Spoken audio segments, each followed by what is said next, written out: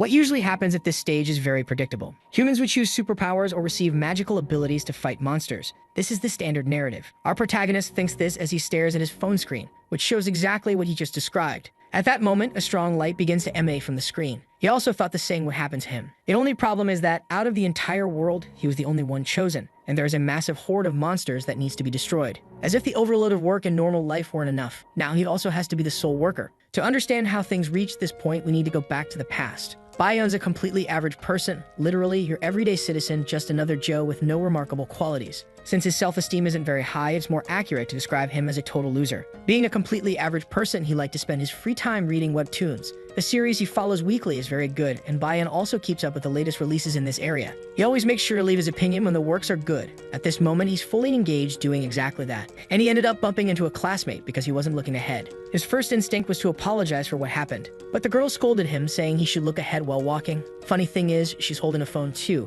as if he was the only one distracted. With a disdainful look in her eyes, she glares at our protagonist with disgust, then continues on her way without a second glance. Unfortunately, this poor guy is completely in love with her. In his head, he's practically her boyfriend. She just doesn't know it yet, until his distraction is suddenly interrupted by a slap to the head from a guy who was bothered by our protagonist's expression. And although that's wrong, you can't exactly blame the guy. The expression was awful. The brute ordered him to stop looking at the girl like that. This is your typical rich jerk, and to top it all off, our protagonist's father works for his father. The boy ended up apologizing, realizing that the villains in the stories he usually reads are way worse. That's when a horrifying, nightmarish creature appeared in the hallway, something completely surreal. Even without knowing its origin, just looking into its eyes made one thing clear. If 100 men can't beat a gorilla, imagine trying to fight this demon. Trying to make sense of the situation, our boy felt something trickling down into his underwear. That creature looked like a king straight out of a fantasy story, and the strangest part is, this excited the boy, since such monsters are usually used to showcase the protagonist's power. This guy has serious issues. Seriously. He's actually expecting a support character to show up and help him. If it were me,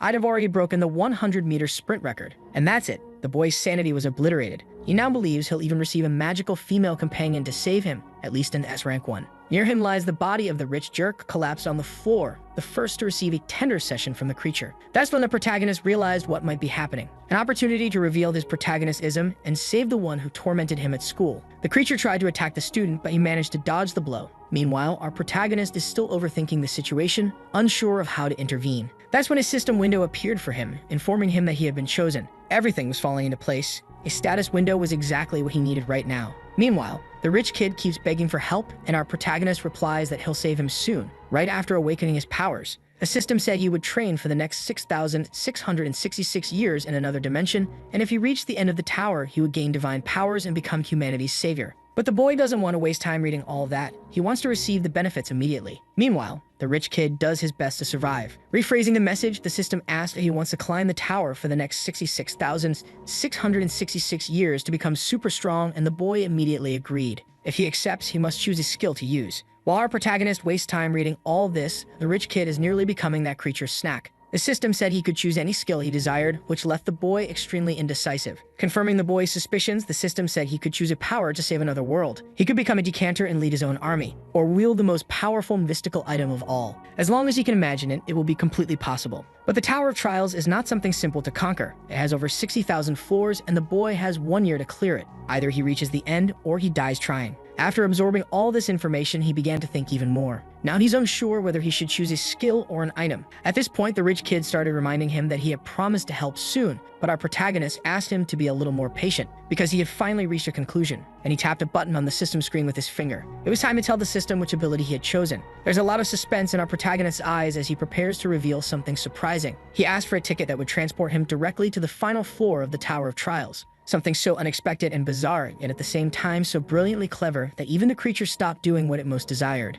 Not just the monster, the system itself also became confused by it. And the boy recalled the system's own rules, stating that he could choose either an item or a skill. Worried about the consequences, the system said that bending the rules is one thing, but this was completely breaking them. But faced with that explanation, the boy became even more upset, claiming the system was just deceiving people. Since there was no way around it, the system decided to hand over the ticket to the protagonist. And it really worked. The system stated that upon being transported to the final floor, he would receive all the rewards that come with it. It then asked if he wanted to use the item now, something our protagonist confirmed immediately. And that small piece of paper began to glow brighter and brighter. A light so intense that it completely distracted both the rich kid and the creature that wanted to devour him moments ago. The boy's body was now enveloped in mysterious glow. a glow so powerful it seemed as though the entire school building was shining as well. For a brief moment, Earth became the brightest place in the galaxy, like a star. Looking at his empty hands, our protagonist wondered if it had really worked. Until the system began congratulating him for reaching the end of the Tower of Trials, it was time for him to receive his reward. Our boy received superpowers and SSS-level abilities.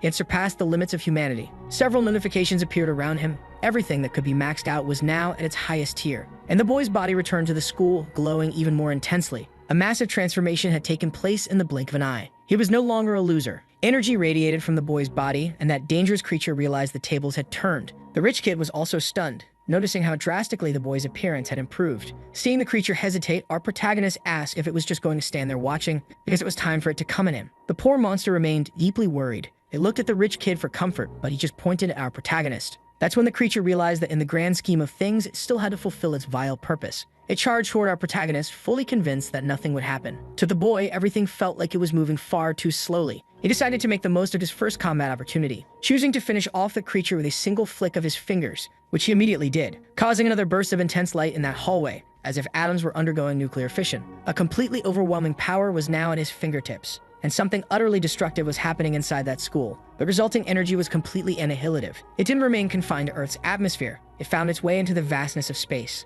A beam of energy so powerful it could obliterate anything in its path. We finally understand what happened on Earth, the trail of destruction left behind by that power and the poor creature that no longer exists. All that raw power went far beyond what our protagonist had originally intended. That's when the system appeared again. It's time to calculate the rewards. Due to his exceptional stats, he broke multiple records, earning even greater rewards. He never imagined that asking for a ticket like that would lead to all this. The system reported that the total casualties caused by the attack amounted to 2 billion lives. The rich kid was still there, realizing that the monster that had been annihilated was just an ant in the presence of the true monster. Trying to pull himself together, he asked what had just happened, and our boy replied that he was being way too formal. Until he decided to focus and use a powerful magic he had learned from all of this. An SSS level time regression ability was being activated. Our boy was doing this to return things to their original state, with the intent of reversing the damage caused by his powerful attack. The energy he had released was gradually returning. Not just the energy, the gears of reality itself began to turn in reverse. Back to the moment when the boy decided to launch that attack with the tip of his fingers.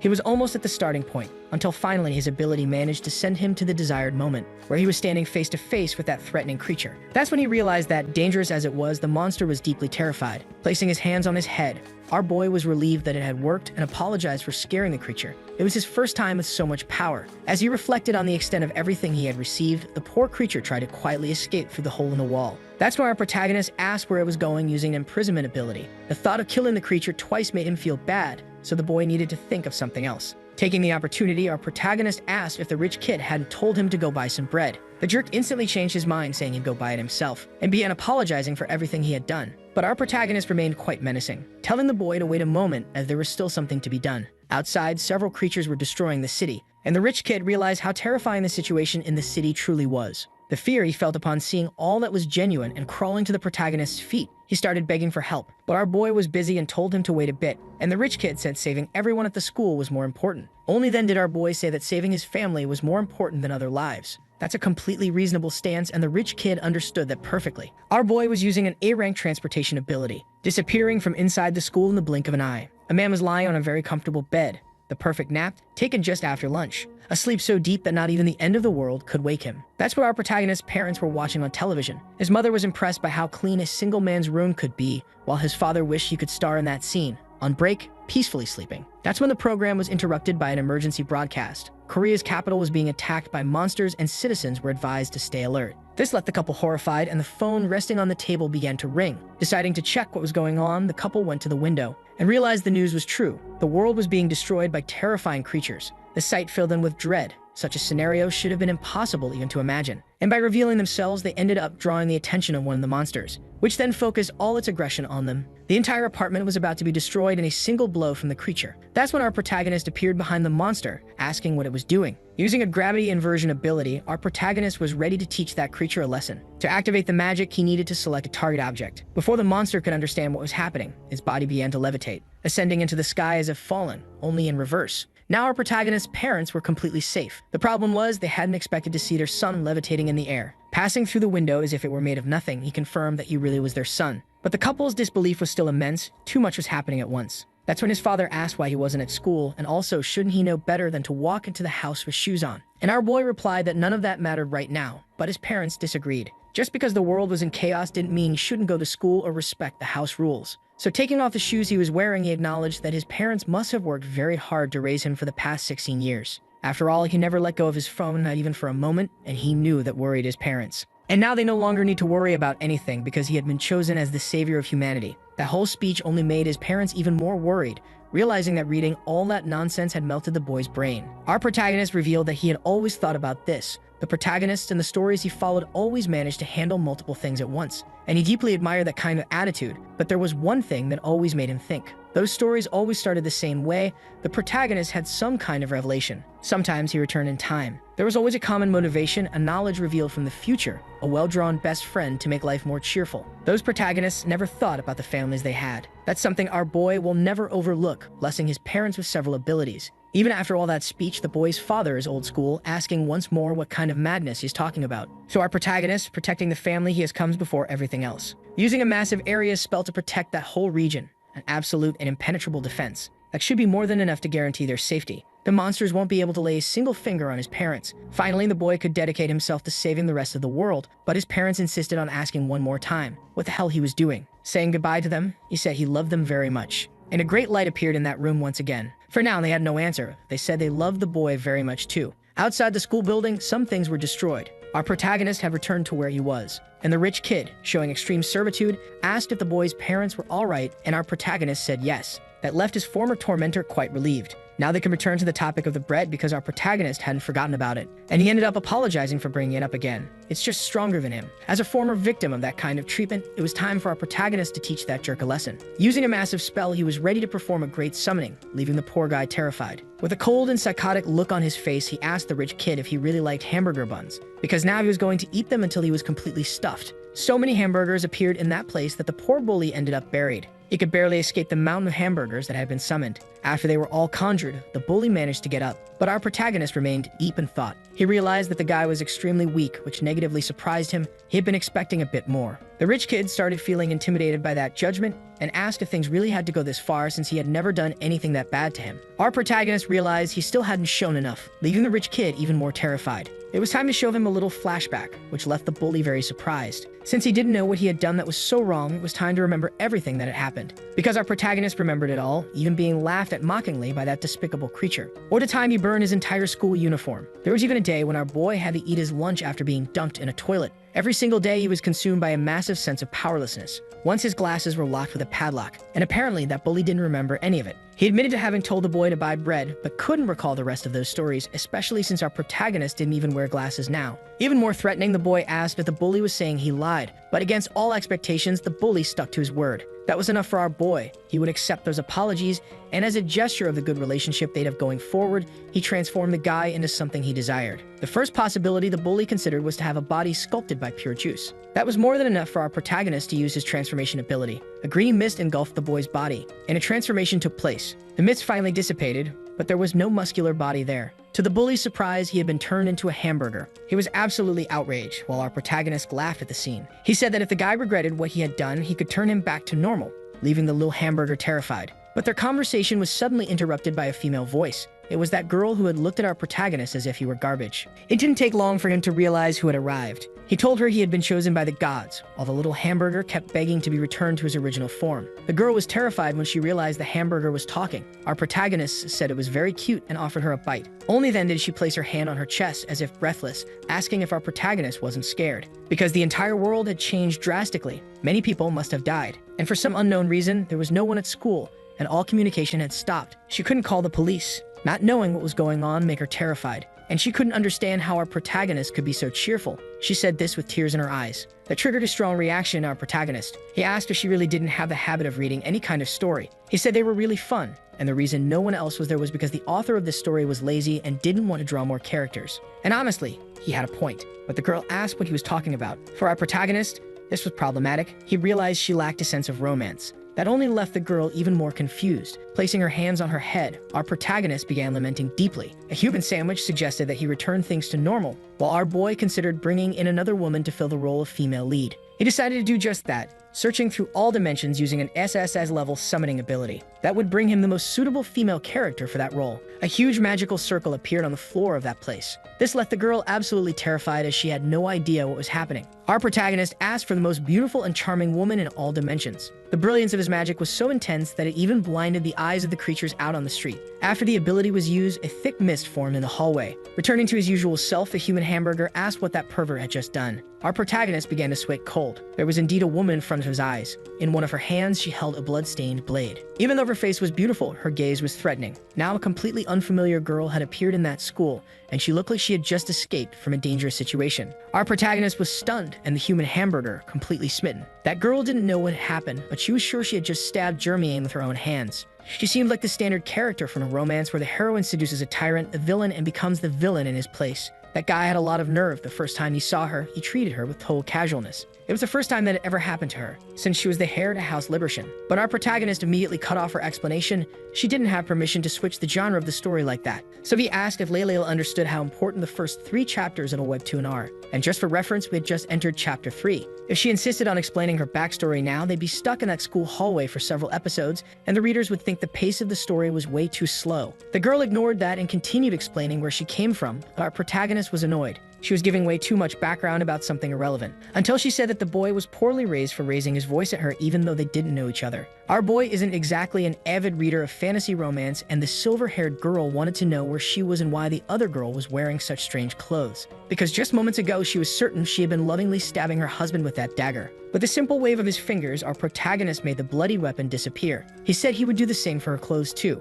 making the new female character look completely flawless. That was simply unexplainable, said both the other girl and the human sandwich. Then once again, the silver-haired girl asked who our protagonist was, but at that moment, he completely ignored her because he sensed something approaching. Using his newly acquired power, he created a protective barrier, preventing a powerful attack from destroying the school. While he had been distracted arguing, a creature as large as the building had approached dangerously, leaving those inside completely terrified. The silver-haired girl was confused. She didn't even know what world this was. Inside the barrier, our protagonist watched as the monster unleashed a series of attacks, which only made its fury grow more and more. It didn't take long for our protagonist to realize that the creature was incredibly stupid, with a high chance of being mentally challenged. This was the perfect opportunity for him to warm up. With the system's help, he was better controlling his strength to avoid another disaster. Using one of his many abilities, he prepared an electric sting to finish off the creature, revealing to it that the power he possessed was many times greater than anything that existed in that land. After that brutal demonstration of power, the girl squad was impressed. After all, it was truly amazing, and at the same time, completely unbelievable. Our protagonist didn't think the situation was anything special. As long as he was having fun, nothing else mattered. This time, he used ice magic to attack the creatures, which left the girl squad even more terrified. A low-level spell was enough to completely freeze all those monsters. Now that the creatures were paralyzed, he had the chance to step on them as if they were insects. The impact of his stonk shattered those blocks of ice completely, scattering pieces of the creatures all over the city. After this brief interaction, he managed to eradicate the monsters near the school. Realizing that he might have gotten a bit carried away in the process, he had to significantly limit his power. Even so, the result was devastating. Knowing he had become extremely powerful genuinely made our protagonist happy. That's when the system notified him for having defeated his first enemy. As soon as the system screen vanished, several other monsters appeared at his location. That was perfect for him. The fusion of a fantasy world and a world of awakened hunters. One of the abilities he possessed was flight, which he now used to fight the monsters. He was also capable of materializing a blade made of psionic energy. Passing through the monsters like they were nothing, our protagonist easily sliced through them, leaving behind a huge trail of bodies and monster parts flying through the air. He did all of this while heading toward the largest one, a dangerous, brutal dragon. But even that creature was weak compared to the power he held. He finally realized the monsters were emerging from a single portal, and he needed to do something about it. At first glance, the simplest way to solve the situation was to pass through the portal and clear the dungeon. But our boy was full of absurd abilities. One of them was dimensional banishment. He didn't need to go to the trouble of actually doing the work. The creatures quickly realized what he was capable of. The fear they began to feel was so intense that they stopped advancing. But there was nothing they could do anymore. The banishment ability was already underway. In this way, our protagonist would eliminate the portal's existence itself, while sending it into an even larger portal. A massive void appeared in the sky where the dimensional rift had been. Sighing in relief, he realized that this would keep the city safe for a while. Having resolved everything outside, he used teleportation to return to the school. As soon as he came back into the hallway, he saw the two girls chatting calmly with the human hamburger. The silver-haired girl noticed his return and said that while our protagonist was outside, she had been talking to the others to learn about this world, realizing that somehow she had traveled through time into the future. There were indeed many differences between her reality and this one. Our protagonist explained that she hadn't exactly time traveled, but he would help her adjust to this new world using his transformation ability. The goal was to change her clothes, to make the illustrator's job easier, since he had already suffered enough drawing those short-lived fight scenes. As the glow enveloped the silver-haired girl's body, she was quite impressed. Her body revealed such beauty that the human hamburger completely lost control. The girl was genuinely embarrassed. The outfit was far too revealing. She asked for a dress or something more appropriate immediately. Our boy also tied up her hair to make the illustration easier. With a level of contempt beyond measurable scale, the other girl said she never imagined she'd meet someone with such disgusting tastes. Our protagonist asked her to avoid using such offensive words, saying he had carefully chosen something comfortable. Even though he admitted that the shorts might be a bit too short, just when it seemed he was going to change her outfit, the human hamburger pleaded earnestly for him not to. Our protagonist ignored it, and to the displeasure and suffering of that poor sandwich, the girl was now wearing pants. Trying to take advantage of that ability for herself, the school bestie asked if he could create designer clothes. Our boy never imagined she was like that. While they were talking, the silver-haired girl brought up a completely irrelevant detail. Her last name was no longer Libershin, it was now Kleshuch, a noble surname since she had become a princess. But our protagonist was completely lost in the beauty of her hair. Unfortunately, many things had happened in her life. For all intents and purposes, she had ended the life of her husband and future heir. And our protagonist kept insisting he didn't want to know her backstory, saying that everything she was saying made no sense.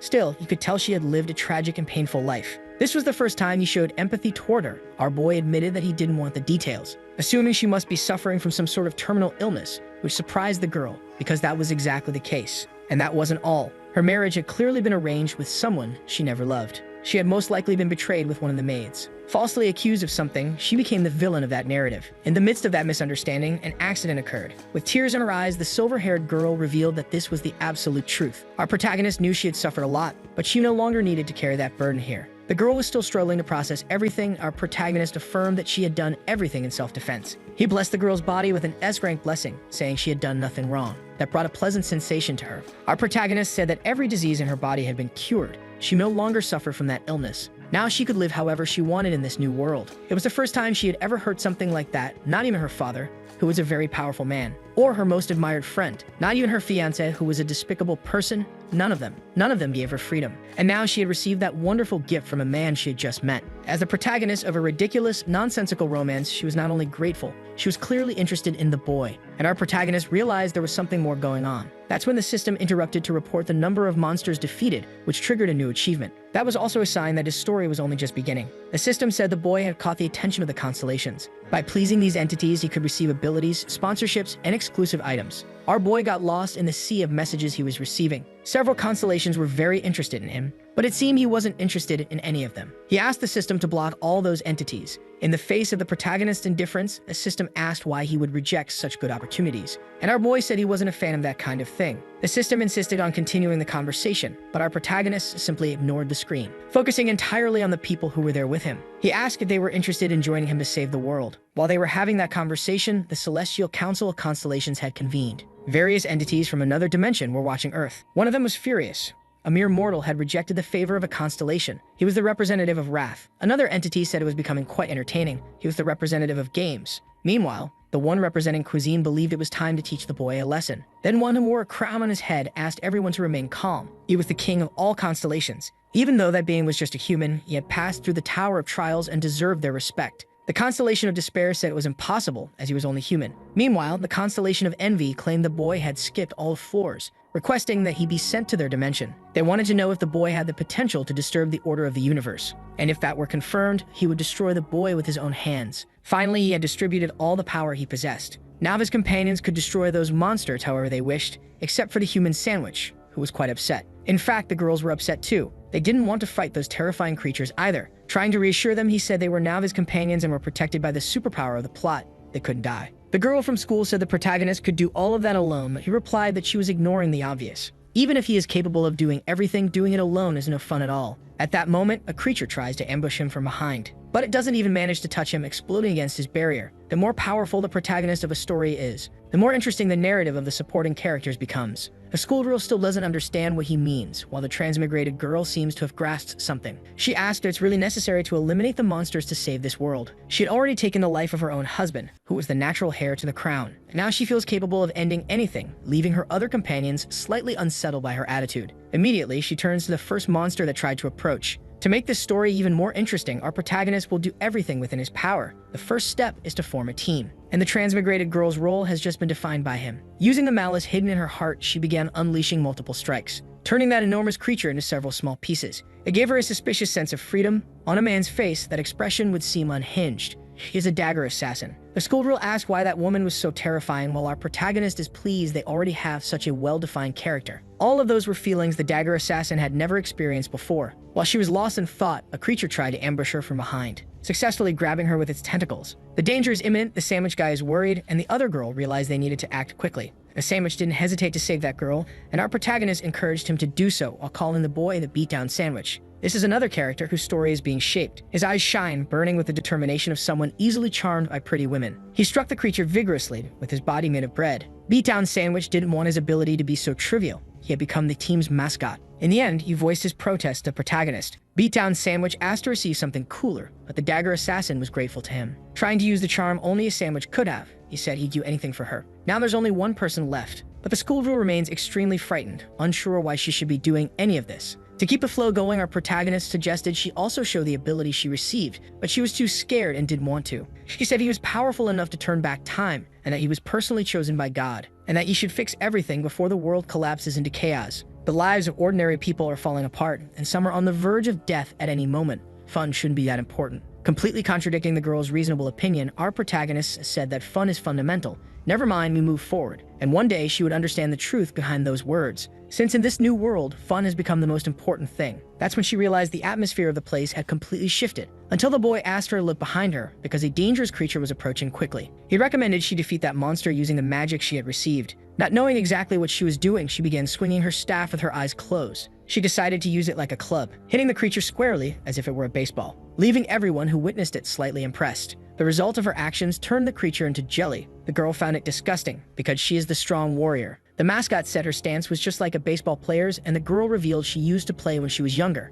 Our protagonist hadn't expected her to become that kind of character. That's when he felt a presence behind him. It required him to act more seriously. That power definitely didn't seem like the work of an ordinary monster, and a figure revealed itself to the group, saying he was impressed that our protagonist had been able to interfere with his power, and had done so with his bare hands. That's when our protagonist realized it could only mean one thing. While that mysterious man is impressed that there are strong people in that place, even though the situation is dangerous, our protagonist is completely thrilled by the existence of this person, his demon. The man didn't expect the boy to know his identity. Our protagonist said he's a big fan. He never imagined he was real. That's when the girl asked what was wrong with him and who that mysterious person was. And our protagonist breaks the fourth wall once again, suggesting we check out the story called Chiyama, whose protagonist is a grand martial arts master. In the story, he's a villain, the pinnacle of antagonism. The mysterious man said our boy talks too much and asked if that massive energy from the east belonged to him. That made our protagonist remember what he had done with his fingers. The shockwave really did go in that direction, and he admitted he was the one responsible for it. 1,000 demons said humanity had stopped evolving, becoming weak. Even he was losing interest in this world full of uninteresting people. But on that day, things seemed to be changing, as if the truth of the world was being rewritten. Several monsters began appearing everywhere. 1,000 demons saw in that a great opportunity to be happy, enjoying the pleasure that chaos could bring. He was about to surrender himself entirely to that new sensation. That's when a powerful flash of energy quickly approached his location. Unlike anything that had appeared so far, that energy was definitely powerful, requiring him to put up his most effective barrier. The power passed through him like a runaway train, but 1,000 demons remained intact. Even though he protected himself, everything around him was completely obliterated. And that wasn't all. Looking back, he saw something even more surprising. He was able to witness the world reversing time instantly. Everything that had been destroyed was coming back. He was certain it could only be the work of an utterly supreme master. His instincts told him to move toward the source of that power immediately, crossing oceans. And so he did, until he reached our protagonist. Now we realize that the boy only listened to his backstory because he's a fan of martial arts. When it was the best friend's romance arc, he skipped it by every means possible. I can't judge, I do the same. The schoolgirl asked how someone in China can speak Korean too,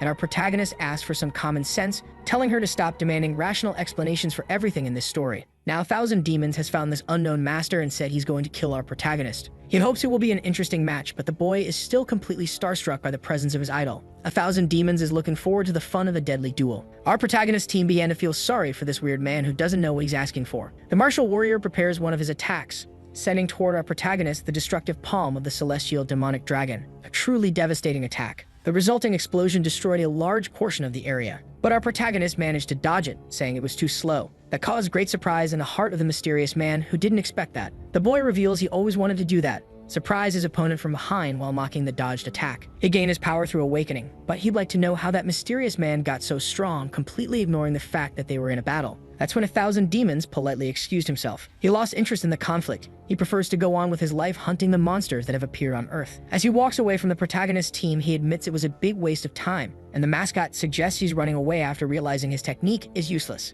Even so, he insists that place has no future. That's when our protagonist decided to behave more firmly. While gently gripping the mysterious man's shoulder, he said he was crossing a few lines and should be more respectful when referring to that land. Sensing the protagonist's threatening power, 1,000 Demons quickly pulled out of the reach of his hand. But he was truly shocked by it. It should have been impossible. The boy shouldn't have been able to get close to him without being noticed. Determined to eliminate this possible threat, 1,000 Demons launch a lethal attack toward our protagonist. The boy watches the incoming strike as if it were just a cheap, low-budget fireworks show. The stones thrown by that power are already very close to him, and our boy manages to catch the largest one with his hands. Finally, the impact causes a massive explosion, surrounded by a very dark aura coming from 1,000 Demons. Watching all of that were the very well-drawn, well-fed girls, worried about the boy's health condition. That demonic art of 1,000 Demons is capable of consuming the very concept of physical space. And from within that mass, our protagonist emerges quite enthusiastic, saying that it was incredibly refreshing. That left 1,000 Demons speechless, and our boy said that even if he's being inconvenient, he's still really cool. There's no denying it, the boy is completely amazed by his favorite character, and asked him to become his companion on this journey. A completely anticlimactic proposal, because 1,000 Demons is still trying to process that the technique he perfected for centuries didn't work. Completely frustrated and furious, he said he's the strongest man under the heavens, that he would never lose to a brat. Hearing him claim to be the strongest man under the heavens offended our protagonist, and he just thought of something really fun to do about it. Raising one of his hands, he began to concentrate his power, drawing 1,000 Demons' attention. Because now he's not going to have a normal life, our protagonist is going to use his transmogrification ability. A very familiar sensation was felt by the human hamburger, and the body of the man standing in front of them began to be surrounded by a green mist. Trying to understand what it was, the man began to feel uneasy, sensing it was some kind of cheat trick. Until he noticed his voice had changed, my friend, a lot more than that had changed. A feat as unexpected as it was shocking. The protagonist's team was speechless, and our protagonist said that he was no longer the strongest man under the heavens, but rather the most powerful woman under the heavens. At that moment, the one who was once a man is still very confused. The protagonist's girlfriends are upset. The warrior of strength is particularly disgusted, and our boy is trying to explain himself. He said that changing the character's gender for comedic effect is a very creative storytelling element,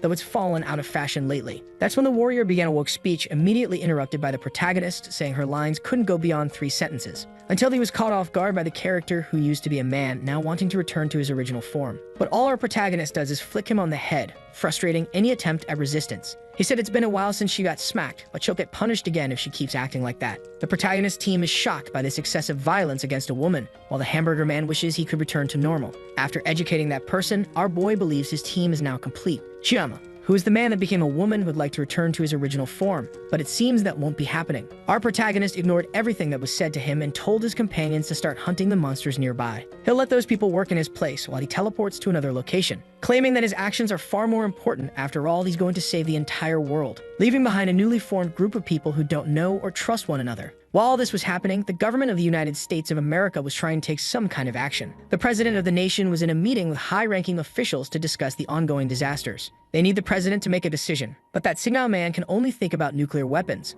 Unfortunately, that would mean attacking their own territory. The Secretary of Defense is filled with sorrow but can't bring himself to disagree, even if they use all the weapons they currently have, from conventional ones using gunpowder and projectiles, to ballistic ones like intercontinental missiles, next-generation jets, or chemical weapons. As long as that spatial rift remains open, they are unable to reduce the number of monsters. That's when the president, visibly angry, realized there were no other options available. He just wished it were possible to blow up the rifts themselves. And that's when our boy appeared in the meeting room, saying he could solve that problem. Since nothing surprises people anymore in this world, the president skipped the introductions and asked who the boy was pleased to meet him. He introduced himself as the pervert of Korea, 17 years old and the future savior of the world. That grand conference room was filled with an awkward silence that lasted for what felt like an eternity. The security team reacted immediately, asking who that stranger was while our protagonist said he had a proposal. But the security guard kept threatening to shoot while our boy said someone could get hurt. The Secretary of Defense noticed that the boy had appeared out of nowhere. He could be a monster because of that, so they should act quickly. The president asked them to wait. But that moment was already filled with too much tension, and one of the guards fired. He kept shooting until he nearly emptied his weapon, but the man couldn't believe what he was seeing with his own eyes.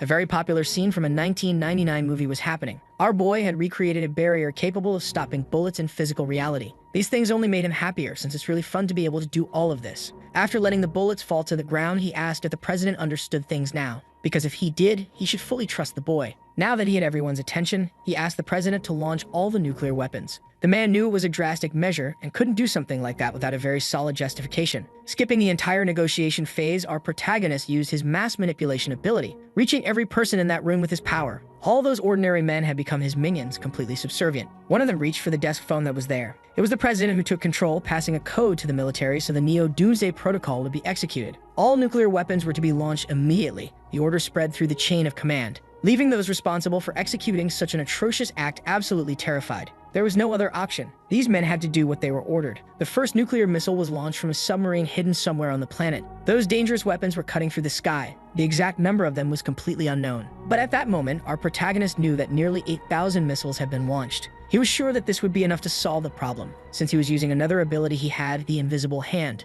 materializing a giant human hand made of magic. Using another ability, the boy was replicating the first one he created, sending each of his hands toward the missiles flying through the atmosphere. Each hand had a single command: grab a missile and make sure none escape. Little by little, they were being captured by our protagonist's hands, and he gave them another order, that those weapons be thrown into the portal. Immediately, the projectiles began adjusting their trajectories. Each one was being directed toward a specific portal. Our protagonist could already taste the victory achieved through his genius strategy. In Russia's capital, other powerful figures were gathered. The government's top officials had learned that their rival nation had launched all its nuclear weapons, and generals suggested immediate retaliation. That's when our protagonist appeared in that place, saying there was no need to do something like that. The guards didn't even ask who he was, they opened fire on the stranger right away, forcing the boy to perform that incredibly popular scene from a certain May 21, 1999 movie again, leaving those men terrified, since that should have been completely impossible. At the US Command Center, they noticed the portals were disappearing. Our boy appeared to say that it was his doing, thanking the authorities for trusting him enough to launch all those weapons. That's when the president realized what had happened and immediately became worried about the consequences,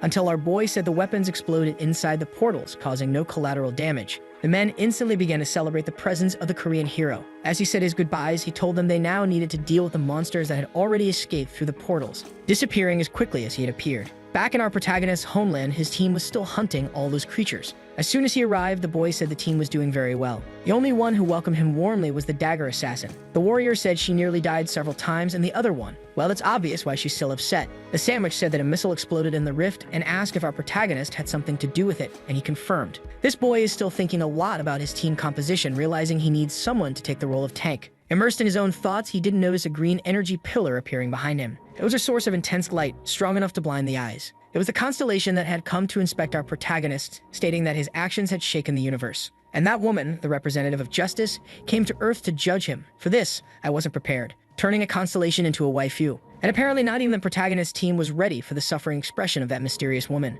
But since she was wielding a sword and wearing full armor, our protagonist had just found the tank for his team. The trap of the team can already feel the power coming from this person, a true master, and our protagonist asked her not to do anything. He went straight to the system to ask a few questions because he was concerned about some things. He wanted to know what the system had told those constellations, and the system reminded our boy that he had blocked those entities. That's when he realized he really had done that. Approaching the mysterious woman, he said there had been a big misunderstanding. He didn't mean to be rude, but he was very busy having to save Earth. The woman said that was exactly the problem. Humanity hadn't sacrificed enough. All of it was because of our protagonist. He seemed unable to believe those words, deeply shocked by them. He began asking if the appearance of the portals and the death of all those innocent people were the result of the constellation's actions. The woman didn't hesitate to make the truth more palatable. She simply confirmed responsibility. From here on, a long explanation about history and science begins. All living beings in the universe produce energy, which is consumed by the constellation so they can survive. They call this negentropy. They created this system as a farm. The more intelligent the species, the more energy it produces. To grow stronger, these beings, the constellations, create challenges.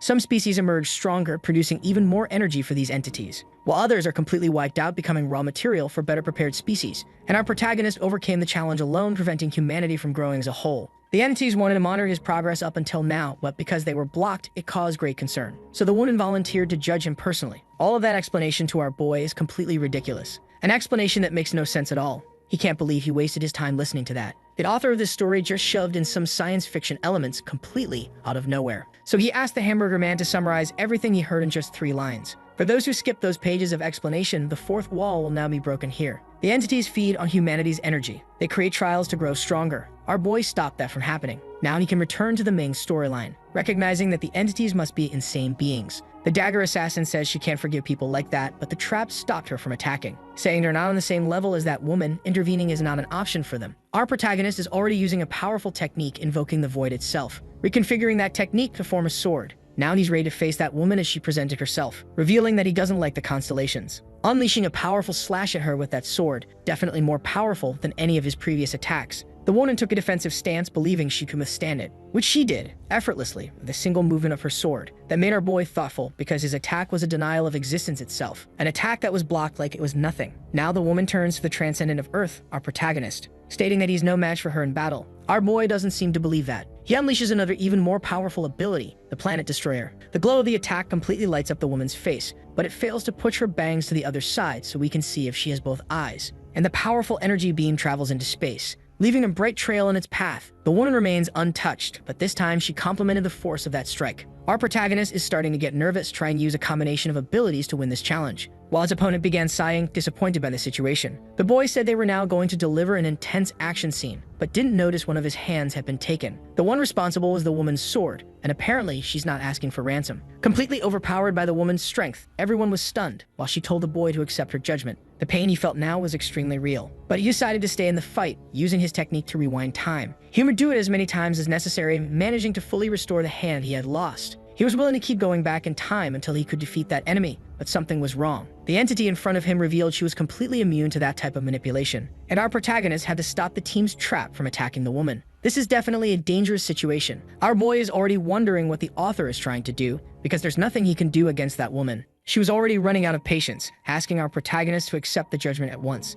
That's when the boy asked her what this was all about. She sheathed her sword and summoned another object, showing our protagonist a golden scale. That was the scale of justice. The woman said that certain values would be placed on each side of the scale, and their weight would be measured by the laws of the universe. The lack of interest on our protagonist's face was obvious, and the entity realized he hated explanations, so she decided to show him in a practical way the benefits of his existence in that universe and the danger he also represents. Both would be weighed on the scale now. The problem was that our boy hadn't paid attention again and didn't know what each side of the scale meant. None of that mattered. The weights had already been placed. The result was in. Our protagonist's presence in that universe represented a great danger, and the decision of that scale is absolute truth. That's why the entity said she would suppress him now. For a moment, the boy was completely speechless, until he gave a confident smile. He said that if that scale could judge any problem humanity faces, he'd like one of them to be resolved. And the woman said that from a cosmic perspective, humanity's problems are far too trivial, and that her name is Yudo Renee, but she'll be the constellation of justice to us. That made our protagonist even more confident in the scale's abilities. She couldn't ignore a request like that. She asked what kind of values the boy wanted to weigh. His team was already starting to get worried about this, but he assured them everything would be fine, since this was going to be fun. He couldn't ignore the idea of a cosmic scale balance game. He knew exactly what to ask that woman. A plus 99 reinforced wooden stick, or the story. What's more fun? That was so unexpected that the poor entity didn't even know what to say. The unanimous reaction in that place, our protagonist's team was completely lost. Even the human hamburger, who had been the most mentally resilient until now, couldn't grasp the idea. A truly idiotic question. The constellation of justice still didn't understand what the protagonist had said, but he asked another question. What would be more fun? The guy with the super powerful stick, or Korea's most famous necromancer? He was talking about solo leveling. Even the girls in his group didn't know what those stories were, which shocked the protagonist, since they're extremely popular. Because of that, he asked the warrior girl to sell him her brain since it wasn't being of much use. He realized he could also erase his own memories using one of his abilities. The human hamburger just asked the constellation of justice to ignore that behavior, because the boy was obsessed with webtoons. The woman said that the scale of justice couldn't judge trivial things like human emotions as he had requested. Faced with this limitation, our protagonist stated that the constellation didn't understand much about this world. There's nothing more important here than fun. Knowing that he now wanted to make her a little dumber, and the previously dangerous and hostile environment had completely changed. The boy asked her to confirm whether she really worked to maintain universal order, and the constellation of justice confirmed. The consequences of a disruption in reality could have unimaginable effects. That made the boy realize that by her logic, he should be sacrificed to prevent such consequences. The constellation of justice tried to downplay the severity of the situation, while our boy realized that she wanted to carry out small sacrifices for the greater good. And from a cosmic perspective, speaking about universal order is incredibly biased, because from her point of view it sounds logical, but from a human perspective it's completely unjust. The constellation of justice realized she was being cornered by the arguments of a sophist, someone who claimed to be more important than the universe itself. But our boy asked her to let the scale decide if his forced sacrifice from a cosmic perspective was just or unjust. They needed to weigh these truths on the scale of justice. The constellation did as the boy asked, and the plates were perfectly balanced, until one of them became significantly heavier than the other. The warrior girl grew worried, not knowing what had happened, until the protagonist reassured her that the result was obvious. Still holding the scale in her hand, the constellation of justice remained completely silent, and our protagonist asked if she still intended to restrain someone labeled a danger to the universe, she, who is the very representative of justice. The woman said our protagonist was absolutely right, recognizing the injustice of the situation.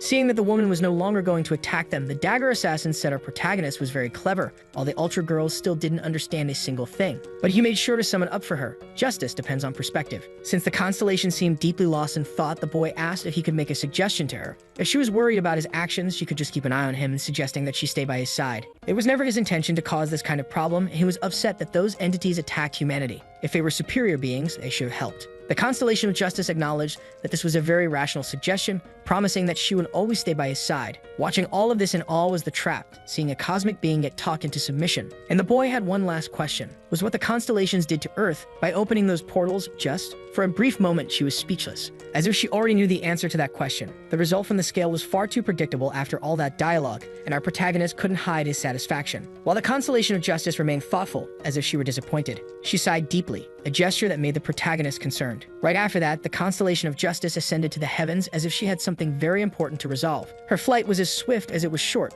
She was already above Earth and space. Using the full vastness of her powers, she began cleansing the Earth. Various creatures were still roaming freely, spreading terror and danger wherever they went. It didn't take long before they were reached by the power of that celestial woman. People who had lost all hope witnessed a miracle. The monsters that were once dangerous were now being consumed by a mysterious energy. That inexplicable event was spreading across the entire Earth. Every one of those creatures that didn't belong to this world was being annihilated. All of it through the power of the constellation of justice. Thanks to the immense power she possessed, she was purifying Earth completely. The glow formed in the sky was intense and blinding, and at the same time it resembled a flash of hope. The trap noticed that the demonic energy on Earth had completely vanished. As soon as the woman reappeared before them, our protagonist praised what she had done, acknowledging that a constellation was incredibly powerful. She felt she was being used by the boy, but he insisted it was all just her imagination. Protecting Earth was now absurdly easy, and there was one more major bonus. Our protagonist had gained a reliable and unbelievably powerful companion. Her beauty was so striking that everyone on the team, without exception, was left in shock.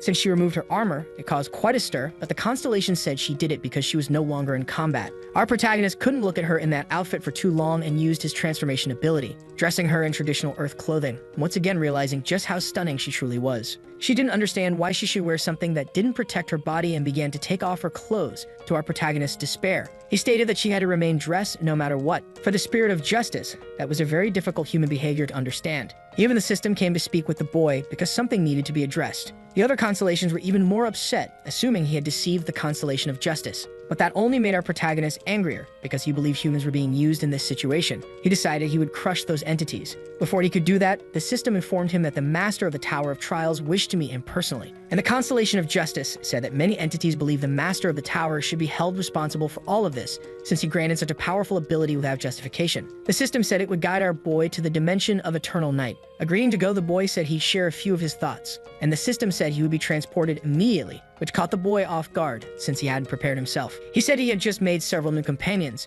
and it would be a shame to arrive there alone. The trap didn't want to get involved in it, the sandwich man wanted to go back to normal, and the dagger assassin had no idea what was going on. That's when our protagonist said the system was transporting all of them now, discreetly, while whispering to the system to hurry up and just follow the order, confirming that all of them were being sent, which left the warrior girl deeply worried. A great pillar of light appeared from the sky, enveloping all of them. In the blink of an eye, there was no one left on that street. Those who are mortal were having an intense experience with that form of transportation, while the constellation of justice passed through it effortlessly, until finally, everything came to an end. The small group had arrived at their destination, a completely different dimension covered by a sky filled with moons. The protagonist's friends were nauseous and had no idea where they were. Looking around, our boy assumed this must be the final floor of the Tower of Trials, and a mysterious voice welcomed the constellation of justice. It was an honor to have someone like her as a guest. The mysterious figure introduced himself to everyone. His name was Tsukoshi Nujo, the master of the tower, and he was pleased to welcome the constellation there, despite the companions she had brought along, because he did not tolerate the presence of those inferior beings in that sacred place.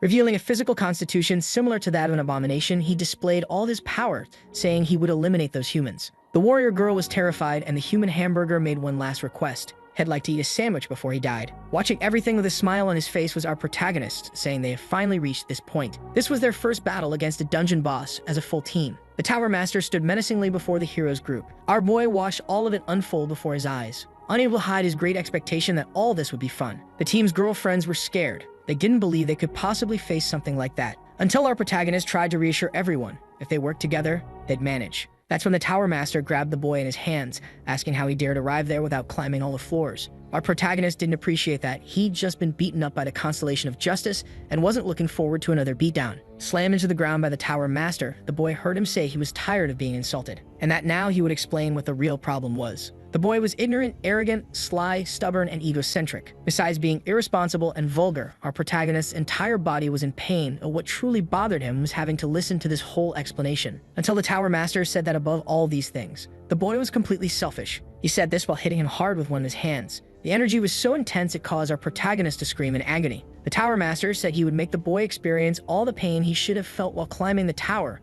making sure he paid for everything. Meanwhile, the protagonist's team watched everything with great concern. With the boy's body in hand, the dungeon boss apologized to the other living beings, but said they would have to die. That's when a mysterious voice declared that only one person would die there, and it would be the dungeon boss. Emerging from the shadows came our beloved Trapped, surprising the Tower Master with an attack, landing a massive blow on the Tower Master's face. It didn't seem to have any effect, and the creature admitted that yes, this all seemed very unfair, immediately imprisoning the Trap with his magic, causing them to scream out in pain. He praised their resilience. Even without being transcendent, they managed to endure it. It was a shame, but he claimed the boy was responsible for their death. With those two now imprisoned, the Tower Master apologized to the Constellation of Justice, saying he didn't want her to see this side of him. That's where she asked if this was the proper way to treat the human who had surpassed the tower according to the rules he himself had established. The dungeon boss acknowledged that he too was a being who served the constellations, and since he also served the constellation of Wrath, he was merely fulfilling his duty. Now our protagonist realized that there was a constellation very interested in him, just not in a good way. Faced with that simple explanation, the Constellation of Justice realized he had a plausible justification. Everyone, except the Constellation of Justice, was thinking the same thing at that moment. They were absolutely going to die in that place, until someone said that wouldn't happen. It was our protagonist who seemed tired of taking beatings. His body was now glowing with a blue light, a move so surprising that it left the Tower Master in disbelief, wanting to know how such an inferior being could escape his authority. Our boy casually remembered the words used to describe him, ignorant and arrogant. And in stories like this, it's only natural for the protagonist to counterattack after taking a hit. But before he could do anything, he made sure to free his companion. She also didn't know what had happened, and our protagonist asked her not to forget the feeling of near death she had just experienced. Because if she feels like she's dying, it means she absolutely won't die, especially if she reads that word written in red. Faced with all that confidence, the Constellation of Justice was even more impressed, seeing that a mere human was facing the master of the tower without any trouble. The creature admitted it had underestimated our boy, but claimed he was still wrong about one thing. The companions he brought to that place were going to die. Seeing his friends being attacked in his place, he said the Tower Master was quite cunning while blocking the strike. Now the entity is frightened, trying to understand how the boy has grown so powerful since his strength has increased by thousands of times.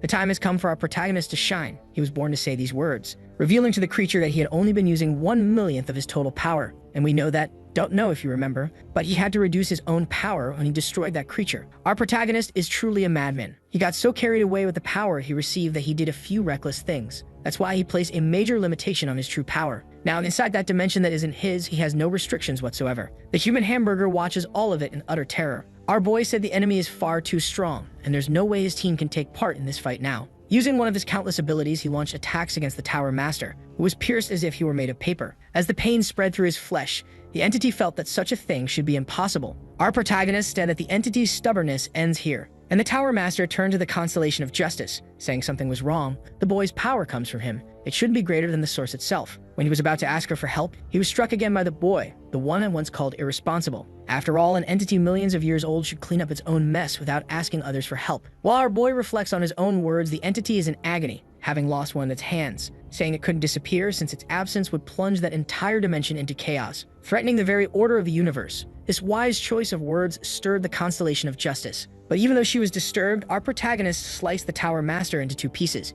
inflicting a celestial pain upon the creature. Its final words to our protagonist were that he would regret this, but he wasn't taken seriously. At last, what was left of his body vanished like dust. That's when the Constellation of Justice realized she hadn't even seen the strike. And worse, a human had just defeated a cosmic entity. Our protagonist apologized to his team, acknowledging that they must be worried. All of them want to return to Earth, and some want to return to their original form. While they were talking, he noticed something. He could have said something far more egocentric when he defeated the creature, and that regret will follow him forever. Seeing how much it bothered him, his team was disappointed, until he came face to face again with the system screen. For defeating the Tower Master, his ascension process had begun. He was now in the first stage. The boy assumed this must be some kind of benefit that could be used in battle, and was already curious about how many stages there were. That's when the Constellation of Justice asked if the deviant knew what he had just done. He had now become an enemy of all the other constellations. The boy answered her question with another, saying he had no choice. If he hadn't won, he would have died, then asked if the Constellation of Justice had really wanted that. He then said not all constellations are against him, as he had earned a powerful ally.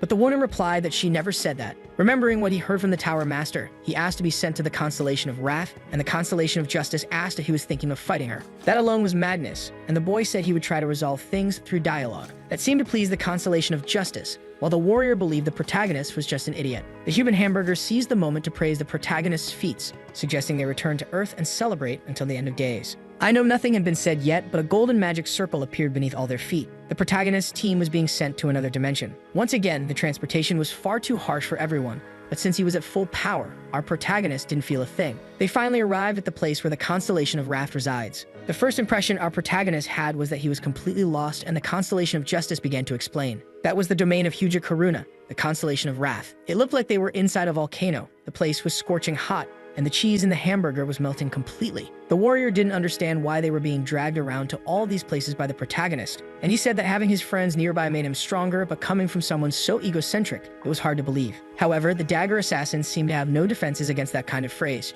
She believed every syllable. That's when a sinister laugh began to fill the air of that place. Sensing imminent danger, the Constellation of Justice armored herself with her sword and shield, as the Constellation of Wrath revealed himself, asking why she brought those insects into his lair. An overwhelming force clashed against them, causing massive destruction. The form of the Constellation of Wrath was that of a middle-aged man in armor. He attacked the Constellation of Justice while calling her a fool. For the first time, she had to block a truly powerful strike, showing that this constellation before her wielded immense power. Until the man casually said it had been a long time since they'd last seen each other, only to be surprised by a punch to the face. It was our enraged protagonist who wouldn't tolerate anyone attacking his friends. Things happen on such an absurd scale in this story that the protagonist's team is constantly in shock, struggling to believe what they're seeing. That's when the Constellation of Justice asked if he had forgotten. He was supposed to resolve things through dialogue. It seemed like our protagonist had been waiting for the first chance to use violence. He hurled the entity's body away, slamming it into a wall. Now that he was at full power, he didn't believe the constellations posed much of a challenge. Worried, the Constellation of Justice asked what he had just done,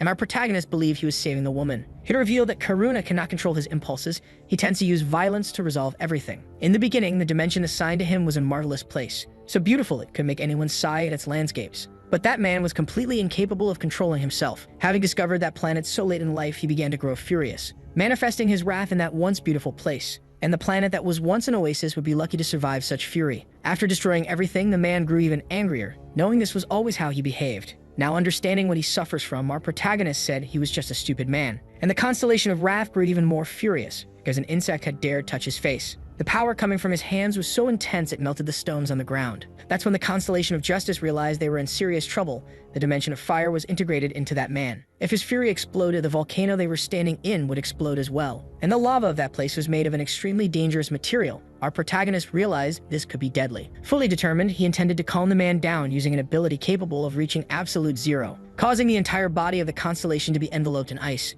But his technique proved completely ineffective. The man shattered the ice with ease. Justice said that Karuna was the very embodiment of rage. They wouldn't be able to stop him. But what our protagonist wanted to stop was the excessive explanation. Returning to the fight, he managed to parry the man's strike with one of his hands. This constellation before him was on a completely different level, far beyond the Tower Master. Wrath said he really liked the cold he had felt. He had never experienced anything like that before, and it made him furious. Our protagonist had trouble understanding what he was saying, so he used an empathy ability, which was directed at the embodiment of rage. Little by little, the man felt something changing in his mind. Justice said that could be dangerous, but our protagonist assured her he was trying to calm him down while connecting their emotions. The embodiment of Wrath said no one had ever entered his mind before. It felt good, but it also made him feel even more unstable. Watching everything unfold, Justice said that our protagonist would be consumed by fury, but that ability did not achieve its goal. The constellation looked like a zombie. as if something was wrong. Our protagonist apologized for having blocked him and ignored his messages. He also apologized for throwing the first punch and asked if they could resolve things through dialogue. The dialogue was already heading his way in the form of a clenched fist. While the Constellation of Wrath said that failure just wouldn't shut up, our boy managed to defend against the attack but was deeply offended at being called a failure. After grabbing him by the neck, the Constellation of Wrath said his Nij entropy value was too low. Humanity was meant to be annihilated, but the boy had ruined everything. That's when Justice stepped in, asking if the gates were really placed on Earth to exterminate humans, something the furious man confirmed. Barely able to take any more of the situation, our protagonist was visibly bothered by the excess of words being spoken. He finally gained access to the first stage of his ascension, unleashing a powerful surge of energy toward the man who seemed surprised by the sudden attack. That was the planet-annihilating strike, and it seemed to be extremely effective. Cosmic order, constellations, none of that mattered to our protagonist, because he had decided to become the greatest protagonist of all webtoons ever written. The body of the man who couldn't control his own rage was now drifting through space, trying to understand how such a small insect possessed such immense power, enough to rival someone with over 10 stars. Our boy noticed that the color of his hair and eyes had changed, realizing it must be the effect of the first stage. While he was distracted, the Constellation of Wrath was returning to the battlefield, heading toward our boy like a ballistic missile. Furious and determined, he was eager to end our protagonist's life, who was only annoyed by the excessive exclamation points in that side character's speech bubble. He was already fed up with all the intensity, blocking the attack with a strike of his own. The attacking Constellation of Fury was forced to defend himself, realizing that the last blow had used all this power, it still accomplished nothing. Meanwhile, our protagonist appeared slightly irritated with the situation, ready to keep landing blows, revealing that what truly made him angry were the exclamation points. Now it was time to bring that conflict to an end. The boy struck the Constellation of Wrath with fury, saying the experience should be primarily fun. And with that, the cosmic entity had been defeated. Watching all of this from the sidelines was the Constellation of Justice, who at that moment was left speechless, because a constellation had just been defeated by human hands. This could mean the collapse of the entire cosmic order of the universe. After being defeated, the entity began to laugh uncontrollably. He managed to rise again, renewed, admitting that all of it had been a lot of fun, and he wished our protagonist had shown up sooner. That's when the boy realized the boss had entered phase 2. Villain laughter is never a good sign. And the entity revealed that the protagonist's friends were already dead. After hearing this, he looked back deeply concerned, realizing that the heat was consuming all of them, and that the trap was about to do something dangerous. Hopefully, she could stop it. Justice said that the greater that man's rage, the more intense the heat becomes. Seeing they were distracted, the Herald of Wrath suggested not to worry about insects. They would soon disappear anyway. But that phrase filled our protagonist's heart with rage. And the constellation believed that humanity's fate was inevitable. Everything was already in motion. The Rav virus had spread across Earth. Knowing this, our protagonist became worried for the first time during the fight, while the Herald of Wrath continued speaking, saying that every living being on Earth must have already been infected. They must have given into madness, destroying one another. Meanwhile, Justice was doing her best to tend to the wounded. Now was our protagonist's turn to get enraged, showing multiple exclamation marks in his speech bubble. Their battle was becoming more intense by the second, and Justice said the volcano would soon explode. Using one of her transport techniques, she declared they needed to get out of there. Our protagonist's body was caught in the teleportation, preventing his blow from landing on the Herald of Wrath, since all of them had now been transported out of that dimension. In the very next second, a massive explosion occurred, but our boy's team was already returning to Earth. Our protagonist is worried about the threat he heard. They need to protect Earth. Justice still remains deep in thought. She hadn't known that the portals on Earth were placed there to wipe out all of humanity. There is no justice in that kind of behavior. The glow of teleportation could already be seen in the sky, and our protagonist's team had finally arrived on Earth, safe and sound. Our boy began healing his friends while asking if everyone was okay. He apologized for everything that happened, since it was a consequence of his actions, without noticing that someone was approaching him. As soon as he looked to the side, he saw a person completely enraged. He had to dodge the incoming bite. The man was attacking like an animal. Apparently, that entity's threat was real. The people who remained on Earth had been consumed by the madness of rage, and a large number of innocents had been infected. This is the first challenge of the Constellation of Wrath. A kind of zombie apocalypse had just begun. The concept of humanity, or what it means to be human. A great psychologist once said that a human is a subject who lives and explores their own existence. Biologically, a human is a mammal in the primate family belonging to the genus Homo, an animal gifted with great intellect, capable of using language and symbols, while forming complex societies with various structures. But what would happen to humanity if it lost its intelligence and all its cultural functions collapsed? It's hard to say they would still be human. The name for that kind of creature is zombie. All of this happened because of the rage virus. This explanation came from the hamburger, who wanted to know if everyone understood what had just happened. But the girls on the team still couldn't say what was going on. The warrior was a bit farther from the others,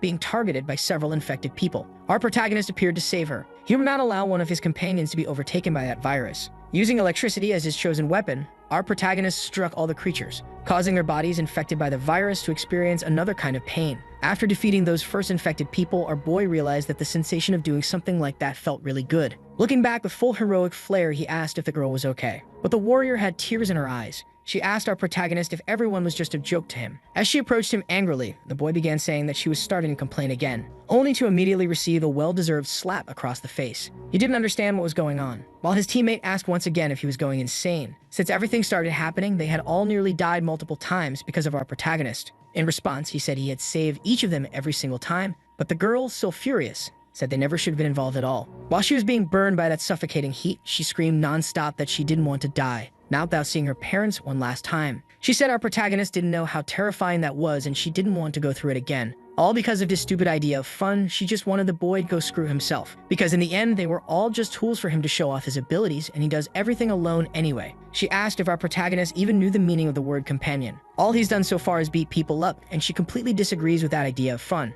Our protagonist just said that's how it works in this kind of story, but upon hearing that, his teammate said it made no sense at all. If those people were infected by some kind of virus, there must be a way to cure them. At this point, she was already begging for our protagonist to save them all. I didn't really get it.